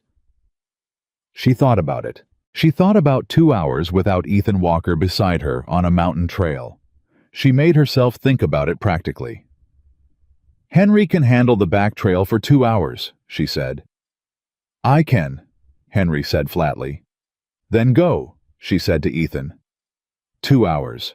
Hannigan Junction. He held her gaze for a moment. "I'll be there," he said. "I know," she said, and she was surprised to find that she meant it, that it was not optimism or hope, but a genuine assessment, the kind she gave to numbers that had proven themselves consistent. He turned the horse and rode east. She watched him go for exactly 3 seconds. Then she turned forward. "Henry," she said. "How far to Hannigan Junction?" "Hour and 40 at this pace," Henry said. "Then we should move." The 2 hours without him were the longest 2 hours of the entire journey. She did not allow herself to examine why. She kept moving, kept tracking the back trail over her shoulder, kept calculating distance and time, and the position of the pursuit riders who were now visible on the ridge behind them. 4 dark shapes against the morning sky holding distance not closing, which confirmed what she had told Ethan about their purpose. Tracking. Not stopping. They wanted to see where she went. She thought about what that meant, that somewhere ahead, someone was waiting with specific instructions, and those instructions had been refined by 3 weeks of watching her, and now refined further by the knowledge that she was moving toward Cheyenne with documentation. The polite first approach phase was over. Robert Crane's careful smiles and formal words were gone. This was the phase where Hargrove's operation sent different kinds of men. Henry Alcott was watching the same back trail. "They're not gaining," he said. "No," she agreed. "You know why." "Yes." He glanced at her sideways. "Most people would find that more frightening, knowing you've got a tail that's not trying to close." "Most people haven't spent 3 years reading Hargrove's accounts," she said. He considered this. "Fair point." They reached Hannigan Junction with 4 minutes to spare, and Ethan was already there. She had not entirely admitted to herself that she was afraid he wouldn't be until she saw him, and the relief that went through her was immediate and physical, and she filed it away under the category of things to examine later when there was a later. "Monroe got the message," he said as he fell in beside her. "He's moving 2 men to Settlers Cross. They'll be there ahead of us." He paused. "And there's something else." She looked at him. "Monroe has a contact in Hargrove's operation," he said. "Someone who's been passing him information for 2 months. I didn't know until this morning. Monroe's been careful about it." His jaw was tight. "The contact confirmed that there's a man waiting at Settlers Cross. His name is Webb. He's not a businessman." "What is he?" she said. "The kind of man Hargrove hires when the businessmen haven't worked," Ethan said. The morning was fully bright now, and the valley floor was visible below them, and somewhere ahead of them was a crossroads called Settlers Cross, and a man named Webb and Charlotte Bennett looked at the road forward and felt the particular clarity that arrives when a situation has simplified down to its essential facts. "How many men does Webb have?" she asked. Monroe's contact said 3. "Against us and Monroe's 2 men at the cross." "Yes." "And 4 behind us." "Yes." She thought about this. "Webb doesn't know about Monroe's men," she said. "No," Ethan said. "He knows about us. He doesn't know Monroe moved." "Then we have one advantage," she said. "We know his position. He doesn't know our backup." Ethan looked at her. "What are you thinking?" he said. "I'm thinking," she said carefully, "that we don't try to avoid Settlers Cross. We go through it. Directly. In daylight, on the main track visible." She met his eyes. "Webb is waiting for people who are trying to sneak past. We don't sneak. We walk in with Monroe's men flanking the approaches before we arrive, and we make it very clear that anything that happens at that crossroads is going to happen in front of witnesses." Frank Alcott, who had been listening, said, "That's a risk." "Everything is a risk," Charlotte said. "The question is, which risk is smaller?" She looked at the map one more time, then folded it and put it away. "Webb is a man Hargrove hired to make a problem disappear quietly. Quiet is the operative word. He won't act openly in daylight at a public crossroads if there are witnesses who can identify him." "You're betting on that," Frank said. "I'm calculating on it," she said. "There's a difference." Ethan looked at her for a long moment. "You're right," he said. It was not reluctant. It was simply an assessment. "Monroe's men take the flanks. We go through the center. Webb doesn't have a clean move." "Not without creating a situation that costs Hargrove more than the ledger does," she said. Henry looked at Frank. Frank looked at Ethan. Ethan looked at Charlotte. "You've been thinking about this since the way station," he said. "Since the first ridge," she said. "I just needed the confirmation about Webb to be sure." He almost smiled. "All right," he said. "We send word to Monroe's men to take the flanks. We ride through the center. And we don't slow down at Settlers Cross." "Not for a second," she said. They sent the positioning instruction to Monroe's men via Frank, who knew the country well enough to cut ahead and reach the flanking position before the main party arrived. Henry held the rear, watching the 4 pursuit riders who were still tracking at distance with the dedicated patience of men being paid for persistence. That left Charlotte and Ethan riding the center track toward Settlers Cross alone. It was the first time since the mountain that they had ridden without the Alcott brothers immediately beside them, and the difference was palpable. Not in the external situation, the situation was what it was, but in the particular quality of the silence between two people who are both aware of the same thing and neither of whom is quite ready to say it. "If this doesn't work," Charlotte said. "It's going to work," Ethan said. "I know," she said. "But if it doesn't, the ledger is in the false bottom of the suitcase. The testimony is in my coat pocket. Monroe has the letter. If something happens to me—" "Charlotte." She stopped. It was the first time he had used her given name without the miss, and neither of them moved for a moment. "Nothing is going to happen to you," he said. He said it the way he said everything, not as a comfort, not as a performance of reassurance, but as a statement of intent. "I promised you that on the first day." "You said no one would hurt me," she said. "Here, at the ranch." "I meant it generally," he said. She looked at him. He looked back steady and certain and slightly exasperated in a way that was entirely genuine. "Ethan," she said, "I need to say it, in case." He was quiet for a moment. "All right," he said. "Say it. The ledger and the testimony together are enough for Briggs to open a federal investigation," she said. "Monroe knows the relevant case numbers. William Strauss at the newspaper has been building a separate source file for 2 years that corroborates several of the land transfers. Between those 3 things, Hargrove's operation comes apart, even if—" She stopped. "Even if the original witness doesn't make it to the courtroom." Ethan did not look away from the road. "Noted," he said. His voice was controlled in the particular way of a person controlling something that wants to be uncontrolled. "Are you finished?" "Yes," she said. "Good," he said. "Because you're going to make it to the courtroom, and then you're going to stand up in front of Judge Harlan Briggs and deliver testimony that is, by your own assessment, the cleanest he's likely to hear in his career, and those men are going to answer for what they did to you and to every family whose land they stole." He paused. "And then, we're going to go home." The word home landed somewhere in the center of Charlotte's chest and stayed there. She did not address it. She rode forward. Settlers Cross was a road junction with a trading post, a water trough, and a corral for travelers' horses.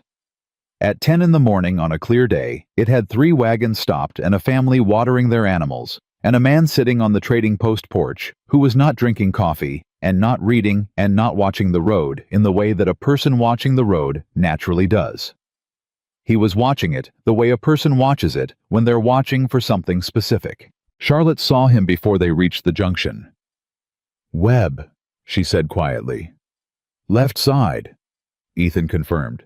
2 more by the corral. 3rd one's probably inside the trading post. "Monroe's men." "East approach," he said. "And Frank just cleared the west ridge. I saw the signal." She breathed. They rode straight through the center of Settlers Cross at a steady, unhurried pace, visible and deliberate, and Charlotte looked forward, and not at the man on the porch, and not at the 2 men by the corral, and not at whatever was happening behind her eyes, where the fear wanted to live. Webb stood up when he saw them coming. He stood up and looked at them, and looked at the east approach where Monroe's men were visible now, and looked at the west ridge where Frank Alcott's presence had apparently become apparent, and he stood there calculating the arithmetic of the situation.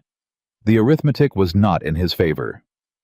They passed through the junction. Charlotte counted to 10 before she allowed herself to exhale. "Keep riding," Ethan said, and his voice was steady, but she heard it the same controlled thing from before, slightly less controlled now.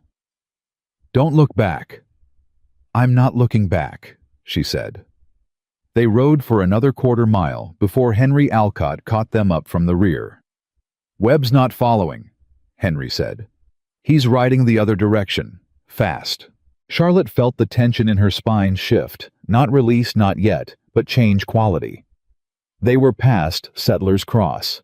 They were still moving. The ledger was in the suitcase, and the testimony was in her pocket, and they had 2 days to Cheyenne. "He's going back to report," she said. "Yes," Ethan agreed, "which means Hargrove knows we're past his intercept point." She thought about what that meant. He'll try the legal route now. Injunctions, claims of stolen property warrants if he can get a sympathetic judge to sign them. He won't find a sympathetic judge in Cheyenne, Ethan said. Not with Briggs on circuit. No, she agreed.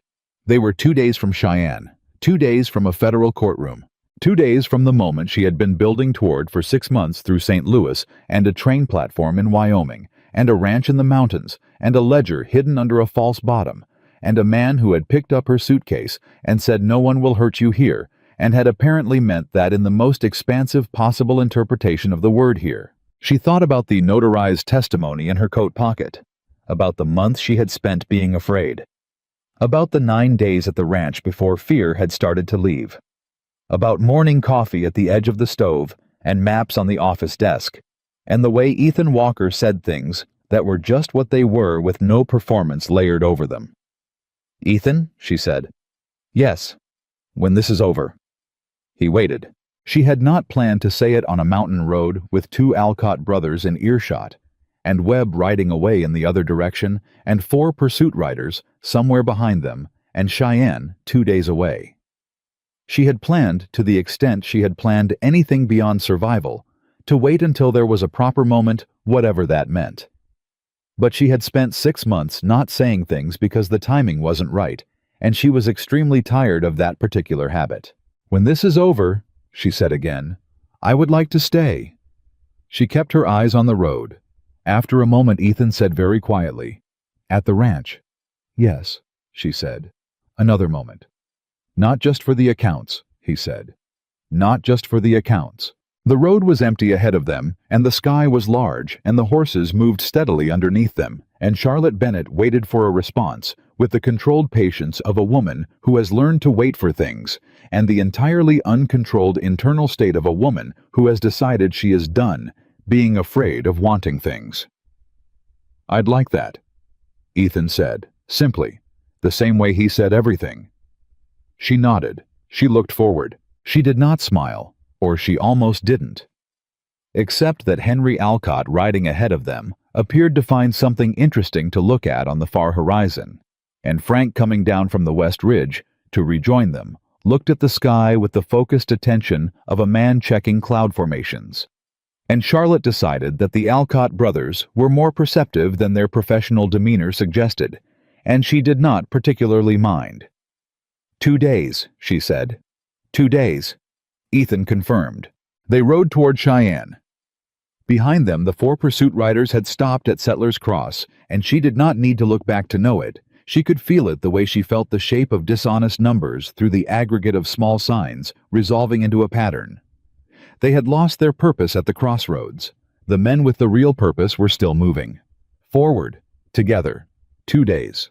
They rode into Cheyenne on the morning of the second day with mud on their boots and exhaustion in their bones, and the particular focused calm of people who have made it through the part that was supposed to stop them. Frank Alcott peeled off at the city limits to find a livery and get word to Monroe's Cheyenne contact. Henry stayed with the horses.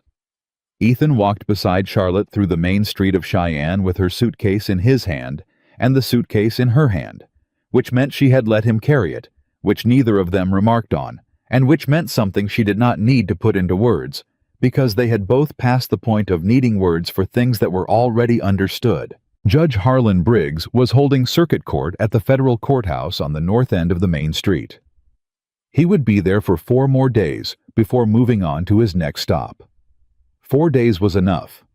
It was exactly enough, the precise minimum, and Charlotte had calculated this so many times over the last 48 hours that the number had stopped feeling like a margin and started feeling like a fact. They were met outside the courthouse by Monroe's Cheyenne contact, a deputy federal marshal named Ira Saunders, who was young enough that Charlotte's first instinct was to doubt him, and experienced enough in the first 30 seconds of conversation that she revised that instinct completely. "Monroe's telegram reached me yesterday morning," Saunders said. He had a narrow, watchful face and the quality of someone who had learned to listen before speaking. "I've been watching the approaches since last night. 2 men arrived on the evening train who matched the description Monroe sent. They're staying at the Continental Hotel. They haven't moved toward the courthouse yet." "They're waiting," Charlotte said, "to see if we made it." "Or waiting for instructions," Ethan said. "Both," she said. "The instructions will come when they confirm we're here." She thought about it quickly. How long before Hargrove can get a legal filing to a sympathetic judge anywhere in the territory? Saunders looked at her. You know about the injunction option. I know how Hargrove operates, she said. He'll try to get a warrant for the ledger as stolen company property. If he can get one signed before I present testimony, he can use it to argue the evidence is inadmissible. He'd need a territorial judge, Saunders said. Not a federal one. Briggs's jurisdiction is separate. Are there territorial judges in Cheyenne right now? A pause. Judge Aldous Prentice is in the city. He's sitting on a land dispute case through the end of the week. Charlotte looked at Ethan. Ethan looked at Charlotte. How friendly is Prentice with the railroad supply interests? Ethan asked. Saunders pressed his lips together briefly. Friendly enough that Monroe specifically told me to keep this away from Prentice's office. Then Hargrove's men are going to Prentice, Charlotte said. Today. As soon as they confirm we're in Cheyenne. Saunders straightened. I can have someone watch Prentice's office. Do it now, Ethan said. Before they move. Saunders was already turning. He spoke briefly to a second deputy who had been standing 10 feet back. Charlotte had noted him, but not addressed him, and she registered now that Saunders had set up a perimeter before they arrived, which was the kind of preparation that told you something important about a man's competence. And the deputy moved away at a fast walk. We need to see Briggs today, Charlotte said. Before Hargrove's men can file anything with Prentice that could create a legal complication, even a temporary one. Briggs has a full morning docket, Saunders said. Then we need to interrupt it, she said. Saunders looked at her, then at Ethan. She always liked this. Yes, Ethan said. Good, Saunders said, and led them up the courthouse steps. Judge Harlan Briggs was 61 years old and built like a man who had spent his life at a desk, but had never confused the desk for the actual work. He had a large square face, deep-set eyes that had the quality of instruments rather than features, and the manner of someone who had seen enough dishonesty that he had developed an automatic and non-negotiable allergy to it. He received them in his chambers during a recess which Saunders had arranged through the clerk with a combination of federal authority and personal relationship that Charlotte suspected had taken considerable diplomatic navigation to accomplish in 20 minutes. He did not offer them seats immediately. He stood behind his desk and looked at them, at Charlotte, then at Ethan, then at the suitcase, and said, Marshal Saunders tells me this concerns federal land fraud and criminal conspiracy originating in Missouri. Yes, Your Honor, Charlotte said. And that you have documentary evidence. Yes. And that the principals of this conspiracy currently have men in Cheyenne attempting to obtain a territorial warrant to suppress that evidence. That's our assessment, Charlotte said, based on their operational pattern over the last 3 weeks. Briggs looked at her. The instrument quality in his eyes sharpened. You were the bookkeeper, he said. For 3 years, she said. Sit down, he said, and sat down himself and put his hands flat on the desk. Show me. She opened the suitcase. She pressed the lower left corner of the false bottom and lifted from the upper right and took out the ledger still in its oilcloth, still tied with its cord. She untied it with steady hands. She set it on the desk. She sat down across from Harlan Briggs and watched him open it. The room was quiet. Ethan sat beside her. Saunders stood near the door.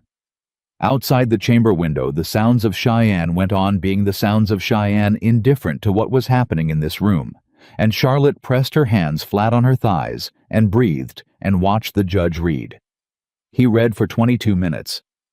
She knew because she counted. When he looked up, his expression had not changed in any dramatic way, but something behind it had solidified. Richard Daniel Combs, he said. Federal Land Office, she confirmed. The payment records begin on page 47. I see them. He turned back several pages. These land transfer records, the parcels here in the Wyoming Territory. Do you have the corresponding territorial deed filings? I have the deed numbers, she said. The filings themselves are in the Territorial Land Office. They'll show Hargrove Rail Supply or affiliated holding companies as the recorded owners. She paused. Cross-referenced with the family names in the secondary payment column on page 31, those are the original owners. Most of them were given 30 days to vacate under legal pressure from forged lien documents. Briggs turned to page 31. He read it. He closed the ledger. "Miss Bennett," he said, "I am going to ask you a direct question, and I need a direct answer." "Yes, Your Honor." "Is there anything in this ledger that you fabricated, estimated, or recorded from memory, rather than from direct documentary source?" "No," she said. "Every figure in that ledger was copied directly from the secondary account books in the presence of the originals. The copying took 3 nights. I worked with a lamp, and I used a straight edge to prevent transcription errors." She met his eyes. "I have been a professional bookkeeper for 5 years. I do not estimate. I do not approximate. The numbers are what they are." Briggs looked at her for a long moment. Then he looked at Ethan. "And you're the rancher who brought her here?" "Yes, Your Honor." "Why?" Ethan considered the question with the same unhurried honesty he applied to everything. "Because the evidence is real," he said, "and the right people needed to see it. And because she asked." Briggs' expression shifted fractionally, not softening, recalibrating. He put his hand on the ledger. "I'm going to need your sworn testimony," he said to Charlotte, "in writing with notarization and in person before my court. I have a recess scheduled this afternoon at 2 o'clock. Can you be ready?" "I've been ready for 6 months," she said. Briggs almost smiled. It was very brief. "Marshal Saunders," he said, "I want 2 deputies on the doors of this building for the remainder of the day, and I want someone watching Judge Prentice's office. If anyone files anything with Prentice's clerk today that relates to this matter, I want to know about it within 15 minutes. "Already in motion, Your Honor," Saunders said. Briggs stood. 2 o'clock, Miss Bennett." He picked up the ledger. "I'll be keeping this." "I expected you would," she said. He walked to the door of his chambers, paused, turned back. "How did you get here?" he asked. "From the ranch." "North Mountain Pass," she said. "Cross country from there. We avoided the main roads." "Smart," he said simply, and went back to his court. The 2 hours before 2 o'clock were the strangest of the entire journey. They waited in a small room adjacent to the courthouse clerk's office. Charlotte, Ethan, Saunders, and the waiting had a quality unlike any waiting she had done before, because the thing she had been moving toward for 6 months was now 2 hours away, and there was nothing left to do to prepare for it except sit with it. She had already prepared.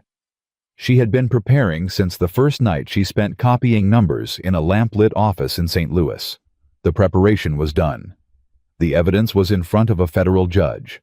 The testimony was in her coat pocket, and she could recite it word for word, had recited it to herself so many times that the words had become as familiar as breathing. There was nothing left to do. This was, she discovered, its own particular difficulty. Ethan sat beside her with his hat in his hands, and did not try to fill the silence, which she had come to understand was one of his most fundamental qualities. His complete ease with silence, his refusal to paper over it with words that didn't earn their place. "My father told me," she said, not because she had planned to say it, but because the silence had created the space for it. "When I was 12 years old, that numbers don't lie. He was an accountant." She paused. "He also told me when I was 23 years old and tried to explain what I had found in Hargrove's books, that I was imagining things and should stop making trouble." Ethan listened. "He wasn't a bad man," she said. "He was a frightened one. He understood what it would cost to believe me." She looked at her hands. "I stopped being angry about it somewhere in the mountains. I'm not sure exactly when." "Anger takes a lot of energy," Ethan said. "It does," she agreed. "Is that why you let it go, or did something else happen?" She thought about it honestly. "I think," she said, "that I stopped being the only person who believed me, and that changed the weight of it." He looked at her. "You believed me from the gate," she said. "You didn't ask for proof first. You believed me from the gate, and you dealt with the evidence when it came." "The evidence was in the accounts," he said. "I had already seen what you could do with accounts." "That's not why you believed me," she said. A pause. "No," he said quietly. It's not. The clock on the wall moved toward 2. Saunders reappeared in the doorway. 2 things, he said.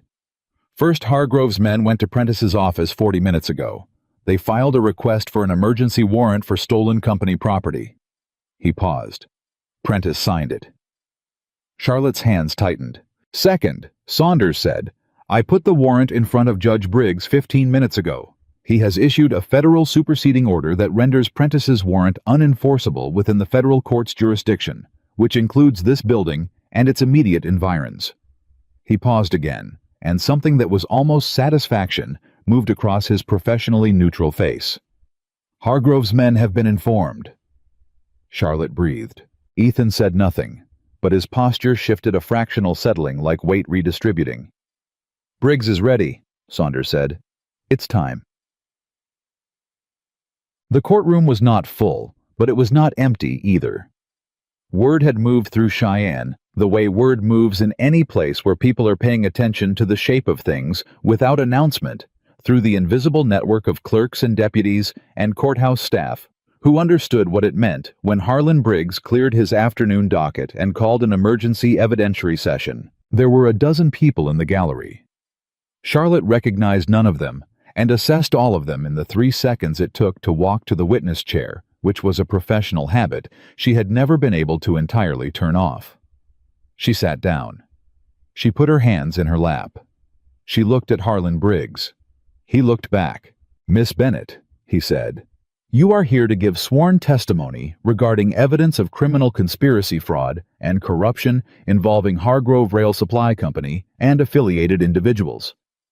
You understand that this testimony will be recorded and may be used in subsequent federal proceedings.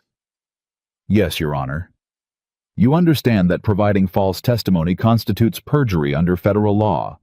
Yes, Your Honor. Then let's begin. What followed was 2 hours of the most precise and focused work Charlotte Bennett had ever done. Briggs was a methodical examiner, not theatrical, not aggressive, not interested in performance. He moved through the evidence the way she moved through account books, systematically looking for gaps, cross-referencing, building a picture from the ground up. He asked about dates, and she gave him dates.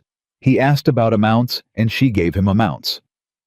He asked about the names of specific officials, and she gave him names and cross-referenced them to page numbers and column positions in the ledger, and when he checked the references, they were exactly where she said they were, because they were always exactly where she said they were. She had been doing this for 5 years. She was very good at it. At the 1-hour mark, Ethan was sitting in the gallery directly in her sight line, and she did not look at him, except once briefly, when Briggs asked a question about the timeline of the first approach to her apartment, the 2 polite men, and the not-so-polite implications. And she felt the flatness in her own voice, as she described it, the professional distance she applied to keep the emotion out of the testimony. She looked at Ethan once. He was watching her steadily. She looked back at Briggs and kept going. At 1 hour and 40 minutes, the door at the back of the courtroom opened. Charlotte heard it. She did not break her answer. She finished the point she was making about the land parcel transfer timeline, and then she looked. 2 men in the back row. Not Hargrove's operatives, she knew their faces now. These were different men, and it took her 3 seconds to understand who they were because she had not been expecting them. One of them was older heavyset, with the particular look of a man who has traveled a long distance very quickly. He was holding a leather portfolio. He was also, she recognized from the description Cal Monroe had given her, the Attorney General of Missouri. Saunders materialized beside the door, and there was a brief quiet exchange. Then Saunders walked down the side aisle and handed a folded note to Briggs's clerk, who handed it to Briggs. Briggs read it. His expression did not change. "Miss Bennett," he said, "we'll take a 15-minute recess." He stood. He went to his chambers. The Attorney General of Missouri followed. Charlotte sat in the witness chair. Ethan crossed from the gallery to the witness area and crouched beside her chair. "What just happened?" he said quietly. "I don't know yet," she said. "But the Attorney General of Missouri is in that room with Briggs right now." She looked at the chamber door.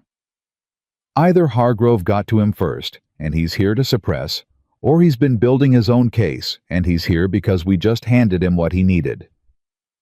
How do you read it? She thought about the man's face, the speed of his arrival, the leather portfolio. He traveled fast, she said.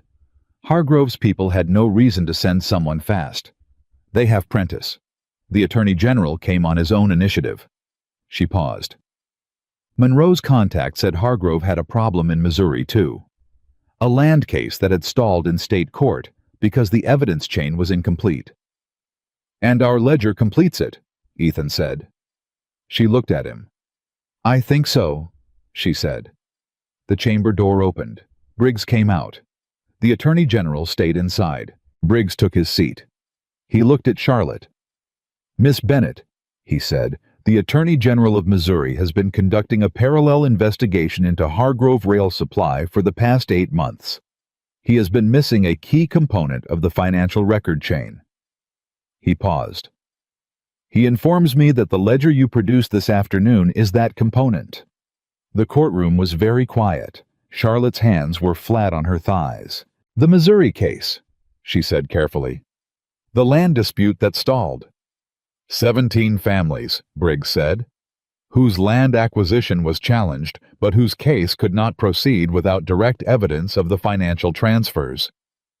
He looked at the ledger on his desk. Page 31. Page 31. The secondary payment column. The family names. Yes, she said. Your testimony today, Briggs said, will be incorporated into a combined federal and state proceeding. The Attorney General will be filing coordinated charges by end of week. He looked at her with the instrument-quality eyes that had seen through 30 years of testimony. Miss Bennett, you came here to give evidence about a conspiracy. What you have actually done is close 2 separate cases simultaneously, one of which has 17 families who have been waiting 8 months for exactly what you brought through that door today. Charlotte sat very still. She had known the scope of what was in the ledger. She had known it from the first night she spent copying it. But knowing a thing abstractly and hearing it stated plainly in a federal courtroom in Cheyenne are 2 different experiences, and for a moment, the distance between them was significant. Your Honor, she said, and her voice was steady. I'd like to finish my testimony. Briggs nodded. So would I, he said. Let's continue. She finished at 4:30 in the afternoon. She walked out of the courthouse into the late afternoon and stood on the steps and breathed air. That was the same air as before and was also entirely different. The way the air after a long storm feels different from the air inside it, even when nothing in the composition of the air has technically changed. Ethan came out behind her. He stood beside her. She was not crying. She had not cried during the testimony, which she had known she would not, and she was not crying now, which surprised her slightly because she had imagined this moment for 6 months, and in the imagining there had often been something that felt like relief. And relief, in her imagination, had always had tears in it. What she felt instead was something quieter. Something that did not have a precise name in the vocabulary of high drama. It was something like, this is what solid ground feels like after a long time of not standing on it. Something like the weight is the same, but the distribution has changed. 17 families, she said. Yes, Ethan said. I didn't know about the Missouri case. No, he said. You couldn't have. She thought about 17 families, about the names on page 31 that she had copied in lamp-lit patience in an office in St. Louis, not knowing who they were, knowing only that they were real.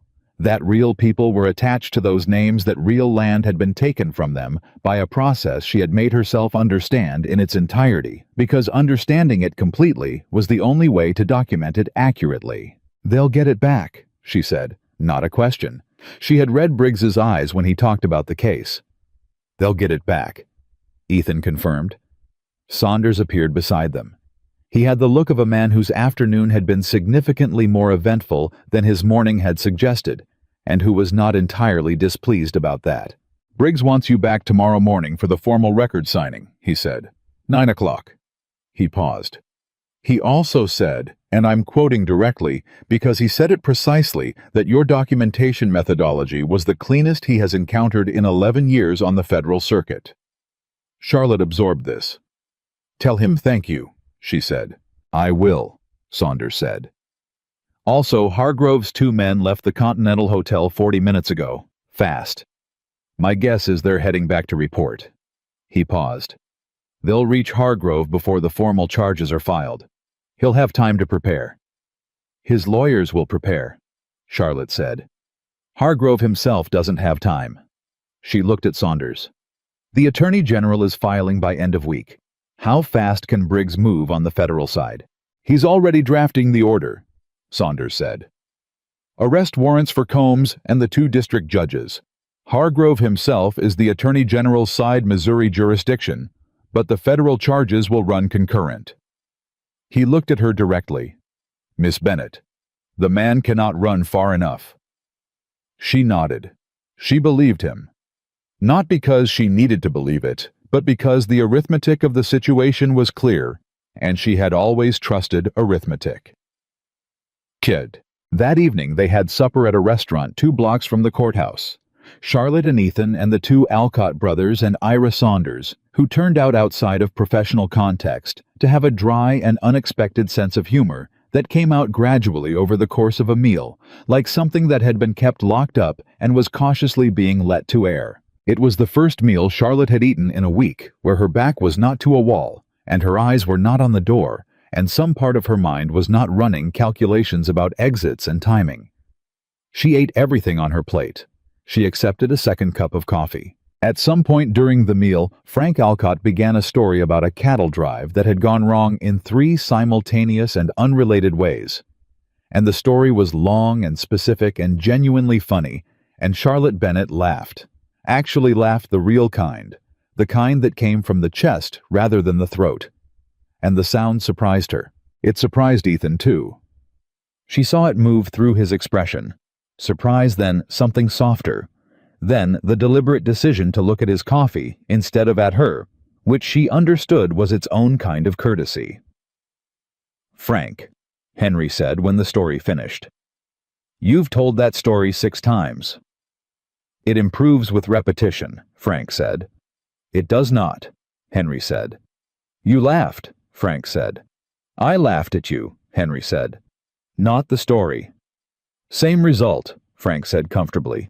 Charlotte looked at these 2 men who had ridden through a mountain pass in the dark and flanked a crossroads and asked no questions. They weren't entitled to ask, and she thought people are surprising. When you're running, when the fear is inside your bones, and the world has narrowed down to the distance between you and the next threat, you forget that people are surprising.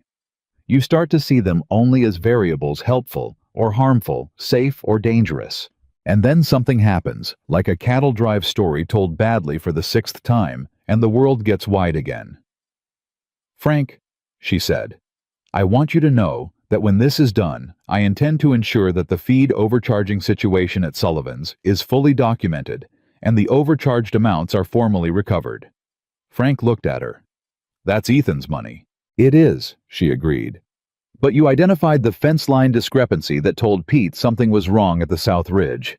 That gave us a night's head start." She looked at him steadily.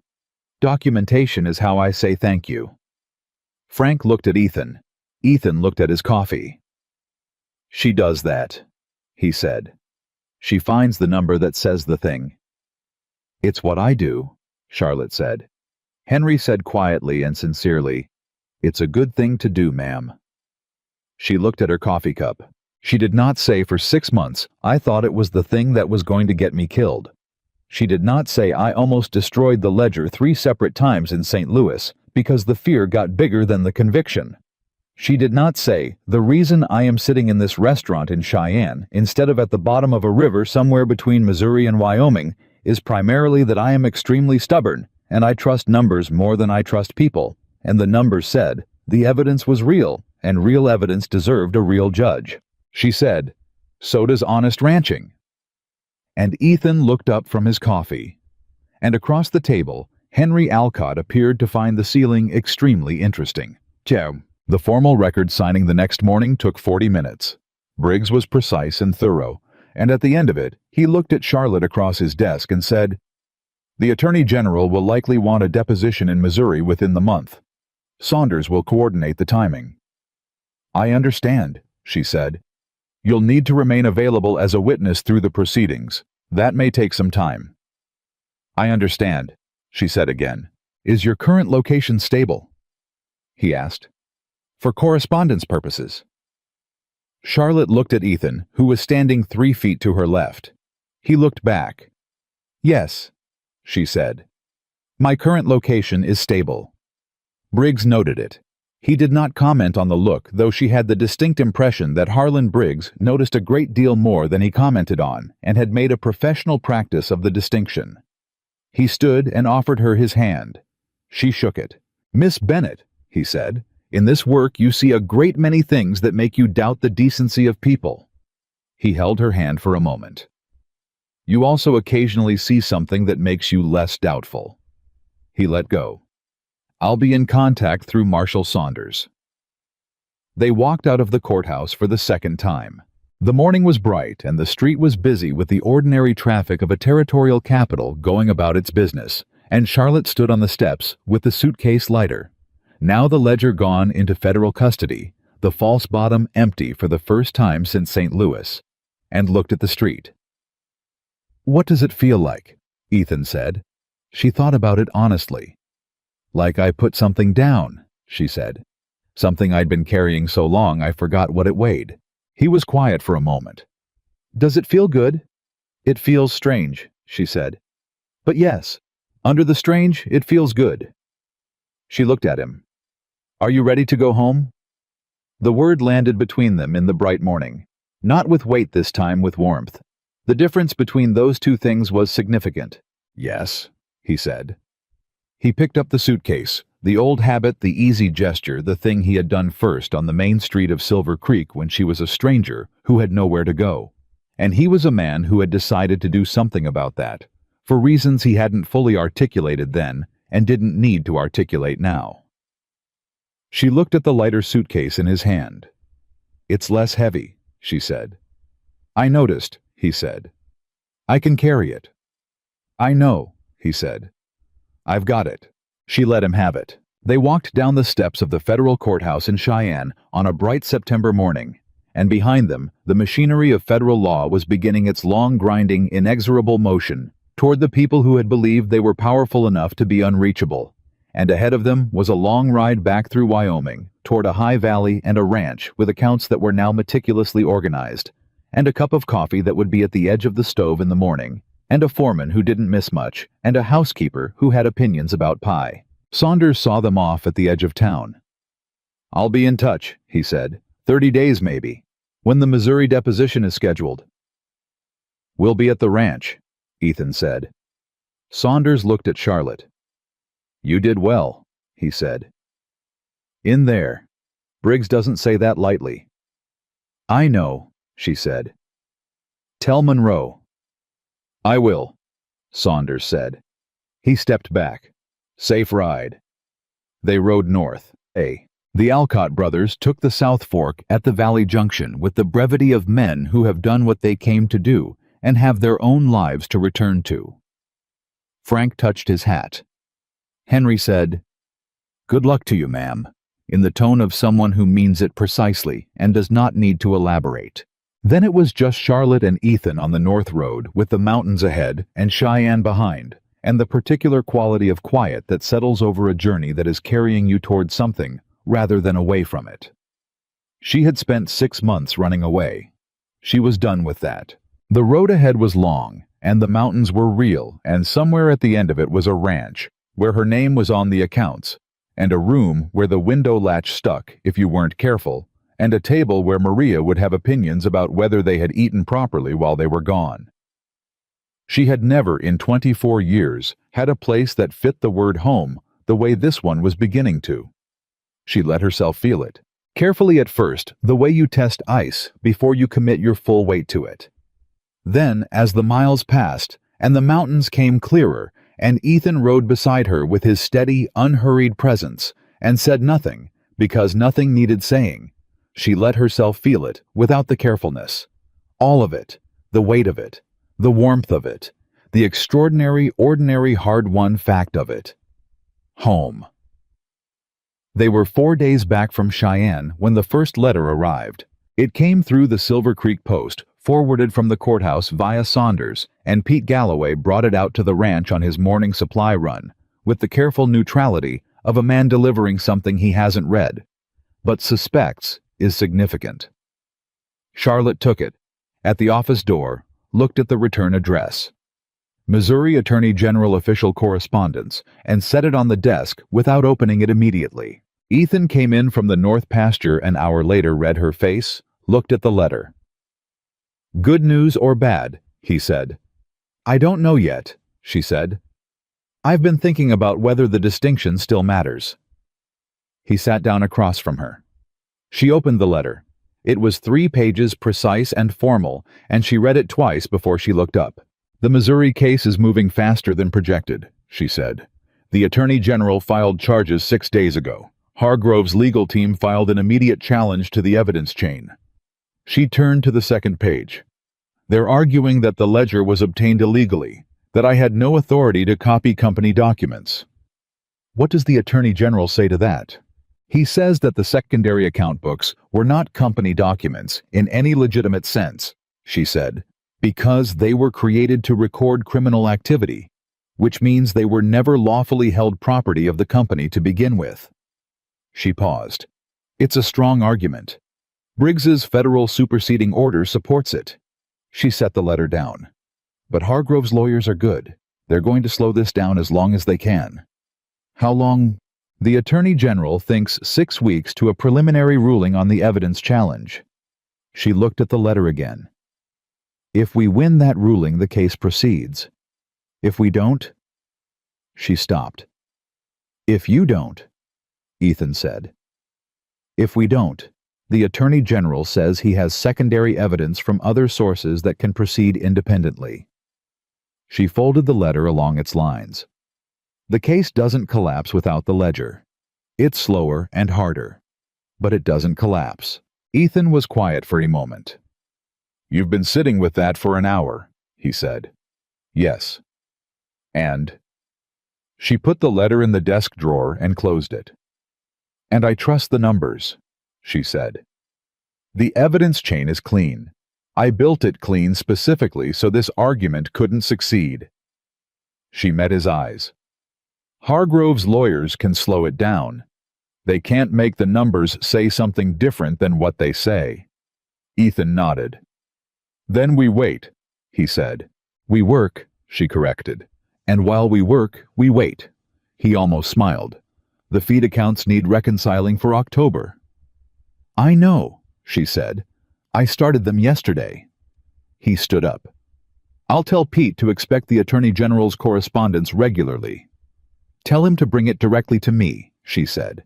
"Not through the main house. Directly here." He paused in the doorway. "Why?" "Because Maria reads faces the way I read accounts," she said, "and I don't want her worrying about every letter for 6 weeks." Ethan looked at her for a moment, with an expression she had come to recognize as the one he wore when she had said something that he was going to think about later. "I'll tell Pete," he said. The ranch in October had a rhythm that Charlotte had not experienced in September because September had been the mountain pass and Cheyenne and the particular compressed urgency of moving toward something. October was different. October was the ranch, being itself the cattle cycle turning toward winter preparation, the accounts shifting from summer records to fall reconciliation, the days getting shorter in a way that made the mornings at the stove feel warmer and more necessary. She had the accounts fully current within 2 weeks of returning from Cheyenne. She told Ethan this on the 14th of October, sitting across from him at the desk, and he looked at the organized ledgers and said, "What do you do when you run out of accounts to fix?" "Find new ones," she said. "We're a cattle ranch," he said. "There's a limit to the accounts." "There's the neighboring ranch to the east," she said. "Tom Birch mentioned at the last supply run that the Hendersons have been having trouble with their books since their foreman left." I could offer them a day a week. He looked at her. You'd work for the Hendersons. I'd consult for the Hendersons, she said precisely. There's a difference. What's the difference? Consulting means I keep my office here, she said, and go there when I'm needed, not the other way around. The distinction between here and there sat in the room for a moment. Neither of them addressed it directly because some things had already been established and didn't need re-establishing. But she noticed him register it, and she noticed that registering it did something particular to the quality of the silence in the room. Talk to Tom Birch, he said. If the Hendersons want help work out the terms. I will, she said. She went back to the October accounts. He went back to the north pasture. The afternoon moved, the way afternoons move when nothing urgent is happening, which is to say steadily, with the ordinary weight of ordinary things, which Charlotte Bennet had decided was one of the most underrated qualities a day could have. The second letter came in the third week of October. This one was from Saunders, not the Attorney General's office, and it was shorter. The evidence challenge had been heard by a federal review panel and rejected in its entirety. The ledger was formally admitted as evidence. Hargrove Rail Supply's legal team had filed an appeal with the Federal Circuit, which Briggs had already denied. The case was proceeding. Charlotte read the letter standing at the office door where Pete had handed it to her, and when she finished, she folded it and put it in her coat pocket and walked to the barn where Ethan was working with the winter preparation inventory. She handed it to him without speaking. He read it. He handed it back. Clean evidence chain, he said. I told you, she said. He looked at her with that expression again, the one she kept identifying and filing away, the one that was going to need a name eventually.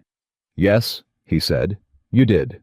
She put the letter back in her pocket and went to find Pete to tell him about the Henderson situation, and as she crossed the yard, she was aware of something that she would have described, if pressed, as the sensation of a long-held breath being very slowly exhaled, not completely, not yet, but enough to feel the difference. Cal Monroe came to the ranch on the first Friday of November.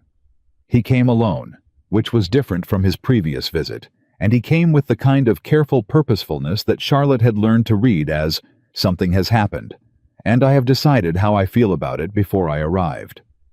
He sat down in the ranch office. He put his hat on the desk. He looked at both of them. Charlotte at her desk. Ethan standing at the window and said, Hargrove accepted a plea agreement this morning. The room went very quiet. What terms? Charlotte said. Full cooperation with both the federal and Missouri investigations. Disclosure of all affiliated individuals, including the ones who don't appear in your ledger. Monroe paused. Combs and the 2 district judges are being arrested today. The Missouri warrants went out this morning. He paused again. Hargrove will serve time. Not as much as he should, but time. Charlotte thought about this. She thought about it the way she thought about account discrepancies systematically from multiple angles, looking for the part that didn't add up. Full cooperation, she said. That means names we don't have. Yes, Monroe said. Names above Hargrove, which means the conspiracy goes further than your ledger documented. I knew it went further, she said. I told Ethan that in week 2. The secondary books only covered what Hargrove's accounting director had direct knowledge of. Monroe looked at her steadily. There are 3 additional names coming out of Hargrove's cooperation. One of them is a United States Senator from Missouri. Ethan's hand on the window frame went still. Charlotte said nothing for 3 full seconds. A senator, she said. Yes. Hargrove dealt directly with a sitting senator. The payments are in Hargrove's personal records, Monroe said. Not the ledger you copied his personal financial accounts, which the Missouri Attorney General has now subpoenaed. He paused. Your ledger was the key that opened the door. What's behind the door turns out to be larger than anyone initially projected. Charlotte sat back in her chair. She thought about a lamp-lit office in St. Louis, and 3 nights of copying, and the weight of the ledger in her suitcase, and every mile between that office and this room. The 17 families, she said. The land. Restitution is part of the plea terms, Monroe said. The land transfers will be reversed through the federal land office. Combs signed a confession this morning as part of his own separate agreement. He looked at her directly. Miss Bennett, those families are going to get their land back. She put her hand flat on the desk. She pressed it down. She did not cry. She had not cried through any of it. Not through the mountain pass, or the courtroom, or the testimony, or the reading of letters in a ranch office in Wyoming. She had kept herself together with the systematic deliberateness of a person who understands that falling apart is a cost you pay somewhere, and she had been very careful about where she paid it. But her hand on that desk was shaking, and she let it shake, and she did not pick it up. Ethan crossed the room in 3 steps and sat down beside her. He did not say anything. He put his hand over hers on the desk, not restraining it, just covering it the same flat-on-the-surface gesture he had used on the ledger and the map his version of committing to a thing. Her hand stopped shaking. Monroe watched them both. "There's one more thing," he said more quietly. "The men who came to your apartment in St. Louis. The intimidation. 2 of them have been named by Hargrove's cooperation." He paused. "They're being charged with criminal intimidation and assault in addition to the conspiracy counts." Charlotte looked up. "My testimony about my wrist," she said. "And the other 2 instances you documented in your sworn statement," Monroe said. "Briggs's court is treating the intimidation charges as federal, which means the jurisdiction is clean." She looked at Monroe for a long moment. "You've been building this since before I arrived," she said. "Since before you even knew I was coming. I've been watching Hargrove's operation for 2 years," he said. "What I didn't have was the inside documentation, the secondary books, the financial proof that could make the land fraud case instead of just suggesting it." He picked up his hat.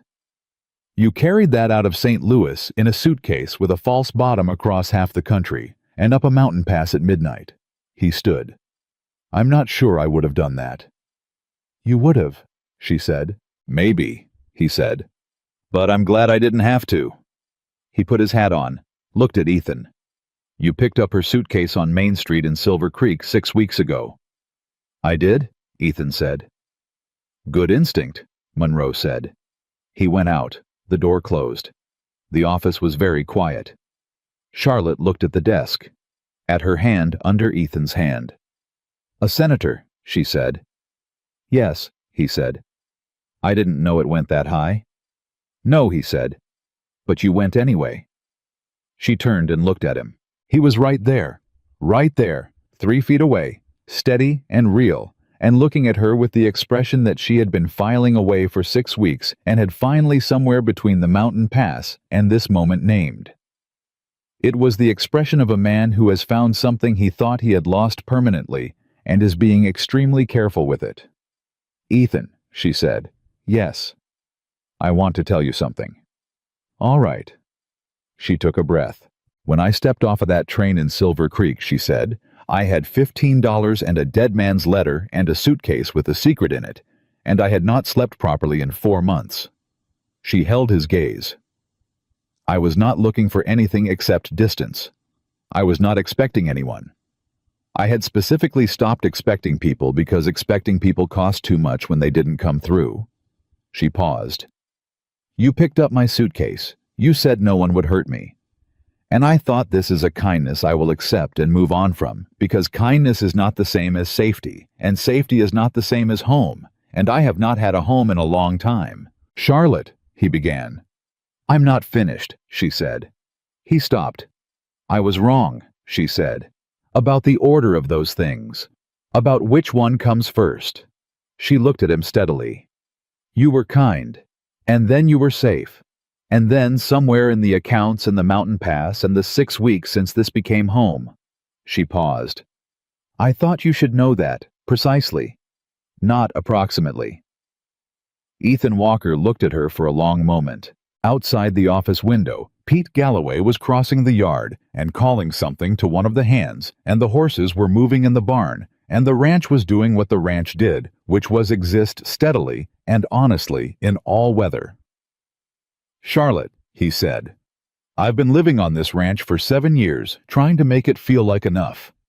"And," she said, "and it was always almost enough." He turned her hand over under his, so their palms were together. Until about 6 weeks ago. She looked at their hands on the desk. She thought this is what the arithmetic actually adds up to when you do it all the way through. Not the ledger, not the courtroom, not the 17 families, or the federal charges, or the senator's name. All of that was necessary and real, and she would do it again without hesitation. But the sum of it, the final number at the bottom of the column, was this: a desk in a ranch office in Wyoming, with her hand in someone else's hand, and nothing in the room that she was afraid of. "I think," she said, "that we should probably tell Maria." He looked at her. "Tell Maria what exactly?" "That the accounts are going to continue to be kept here," she said. "Long term. She'll want to plan accordingly." He held her gaze. "Maria already knows," he said. "She does. Maria has known since approximately day 4, he said. She told me on day 9 that she was planning to make the guest room into a proper office, and that I should not argue with her about the furniture." Charlotte stared at him. "She moved the furniture 3 days ago," she said. "Yes," he said, "without telling me." "She told me," he said. "She said you'd figure it out." Something that was entirely laughter came up in Charlotte's chest, and she let it out completely. The real kind, the kind from the chest, and it transformed her face into something that she had forgotten her face could do, open and unguarded, and entirely present in the moment, nothing held back, nothing calculated. Ethan watched it happen with the expression of a man who has been given something he will not take for granted. "There," he said very softly. The same word he'd used on the mountain trail when she'd almost laughed in the dark. Still not triumphant.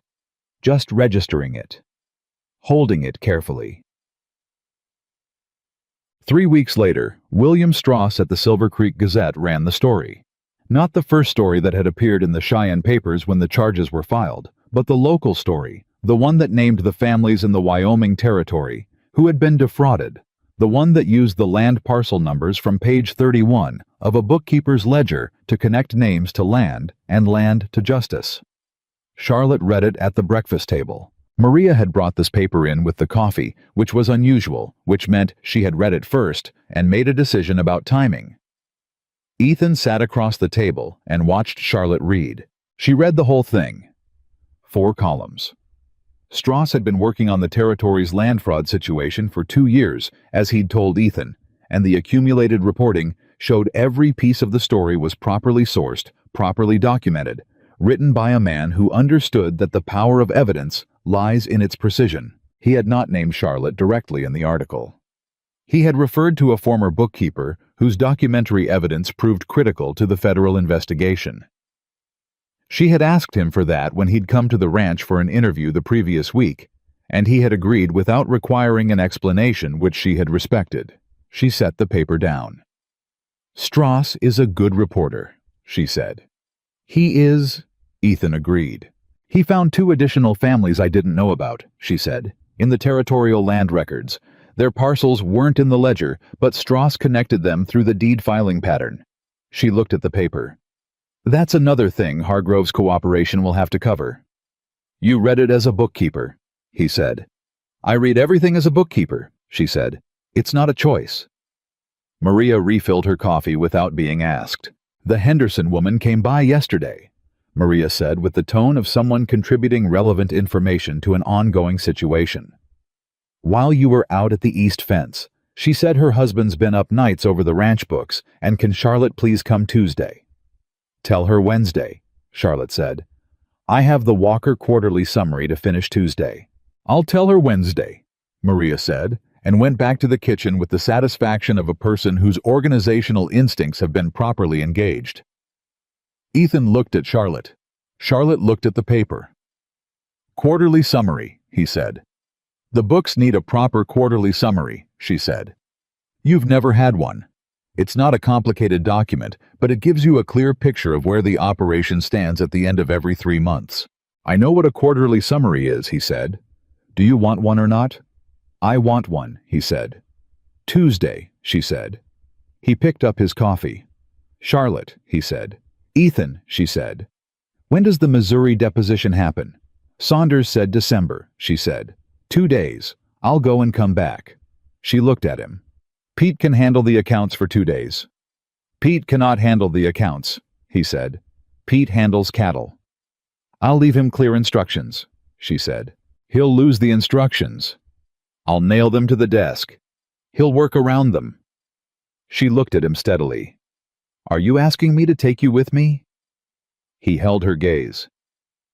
I'm pointing out a legitimate operational concern. You are not, she said. A pause. No, he said. I'm not. She set down her coffee cup. Then yes, she said. Come with me. November moved into December. The deposition in Missouri took 2 days and was as procedurally precise as Charlotte had expected, and as emotionally taxing as she had prepared herself for, and as comprehensively witnessed as she had required. Saunders was there. The Attorney General's lead prosecutor was there.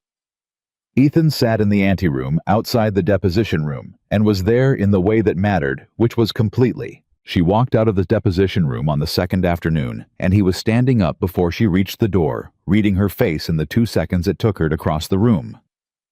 Done, she said. All of it, she said. Every question, every document reference, every date and amount and name. She stopped in front of him. It's in the record now, all of it, in a form that cannot be altered or lost or suppressed because it's been seen by too many people in too many jurisdictions. He looked at her for a moment. How do you feel? He said. She thought about it honestly, the way she thought about everything. Like I put something down, she said. For the second time, but this time it stays down.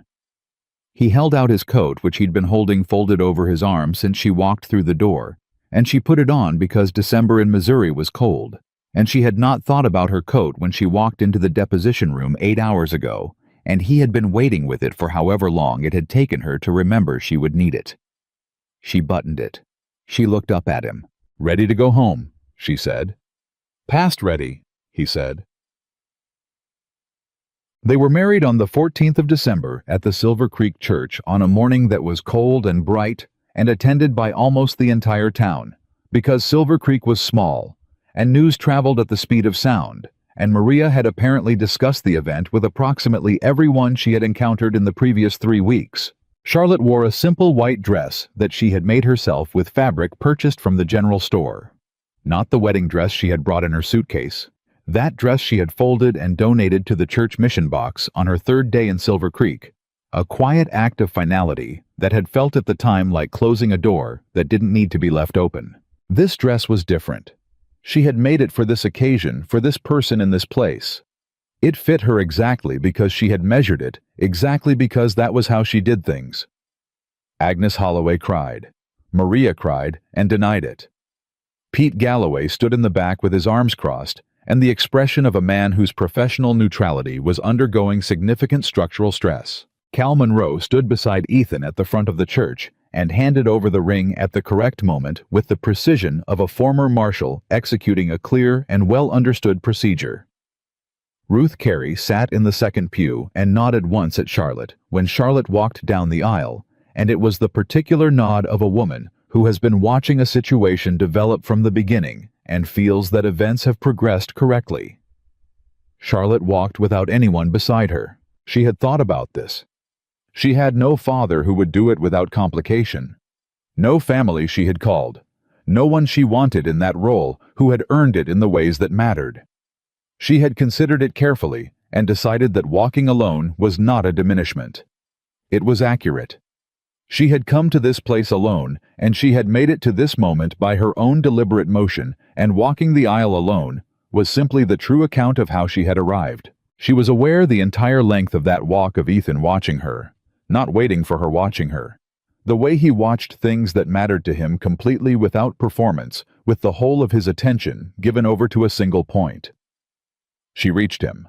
He looked at her with that expression, the one she had finally named, the one she had been filing away for 6 weeks before she understood what she was looking at. It was the expression of a man who has found something he thought he had lost permanently and is being extremely careful with it. She looked back at him with everything she had, all of it. Nothing calculated, nothing held in reserve. The minister said the words. They said the words back. Ethan took her hand. He held it, the way he held everything important, carefully, completely, like something that had been trusted to him, and that he intended to be worthy of.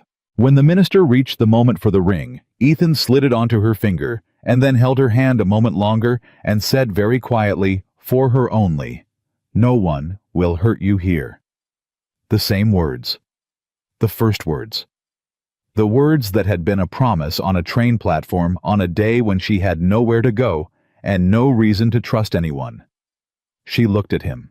She felt the ring on her finger and the cold morning light coming through the church windows and Maria attempting composure in the third pew, and Pete Galloway doing structural damage to his professional neutrality in the back row, and the weight of everything that had happened between a train platform in July and a church in December, and the extraordinary ordinary fact that she was standing here whole in a white dress she had made herself beside a man who had meant what he said.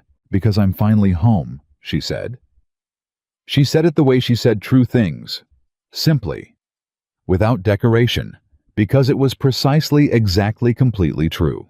They walked back down the aisle together, and the people of Silver Creek stood, and the morning was bright, and the road outside the church led north toward a high valley and a ranch where the accounts were meticulously kept, and the coffee was at the edge of the stove by dawn, and the window latch in the office stuck if you weren't careful, and none of those things were small. None of those things had ever been small. Charlotte Bennett.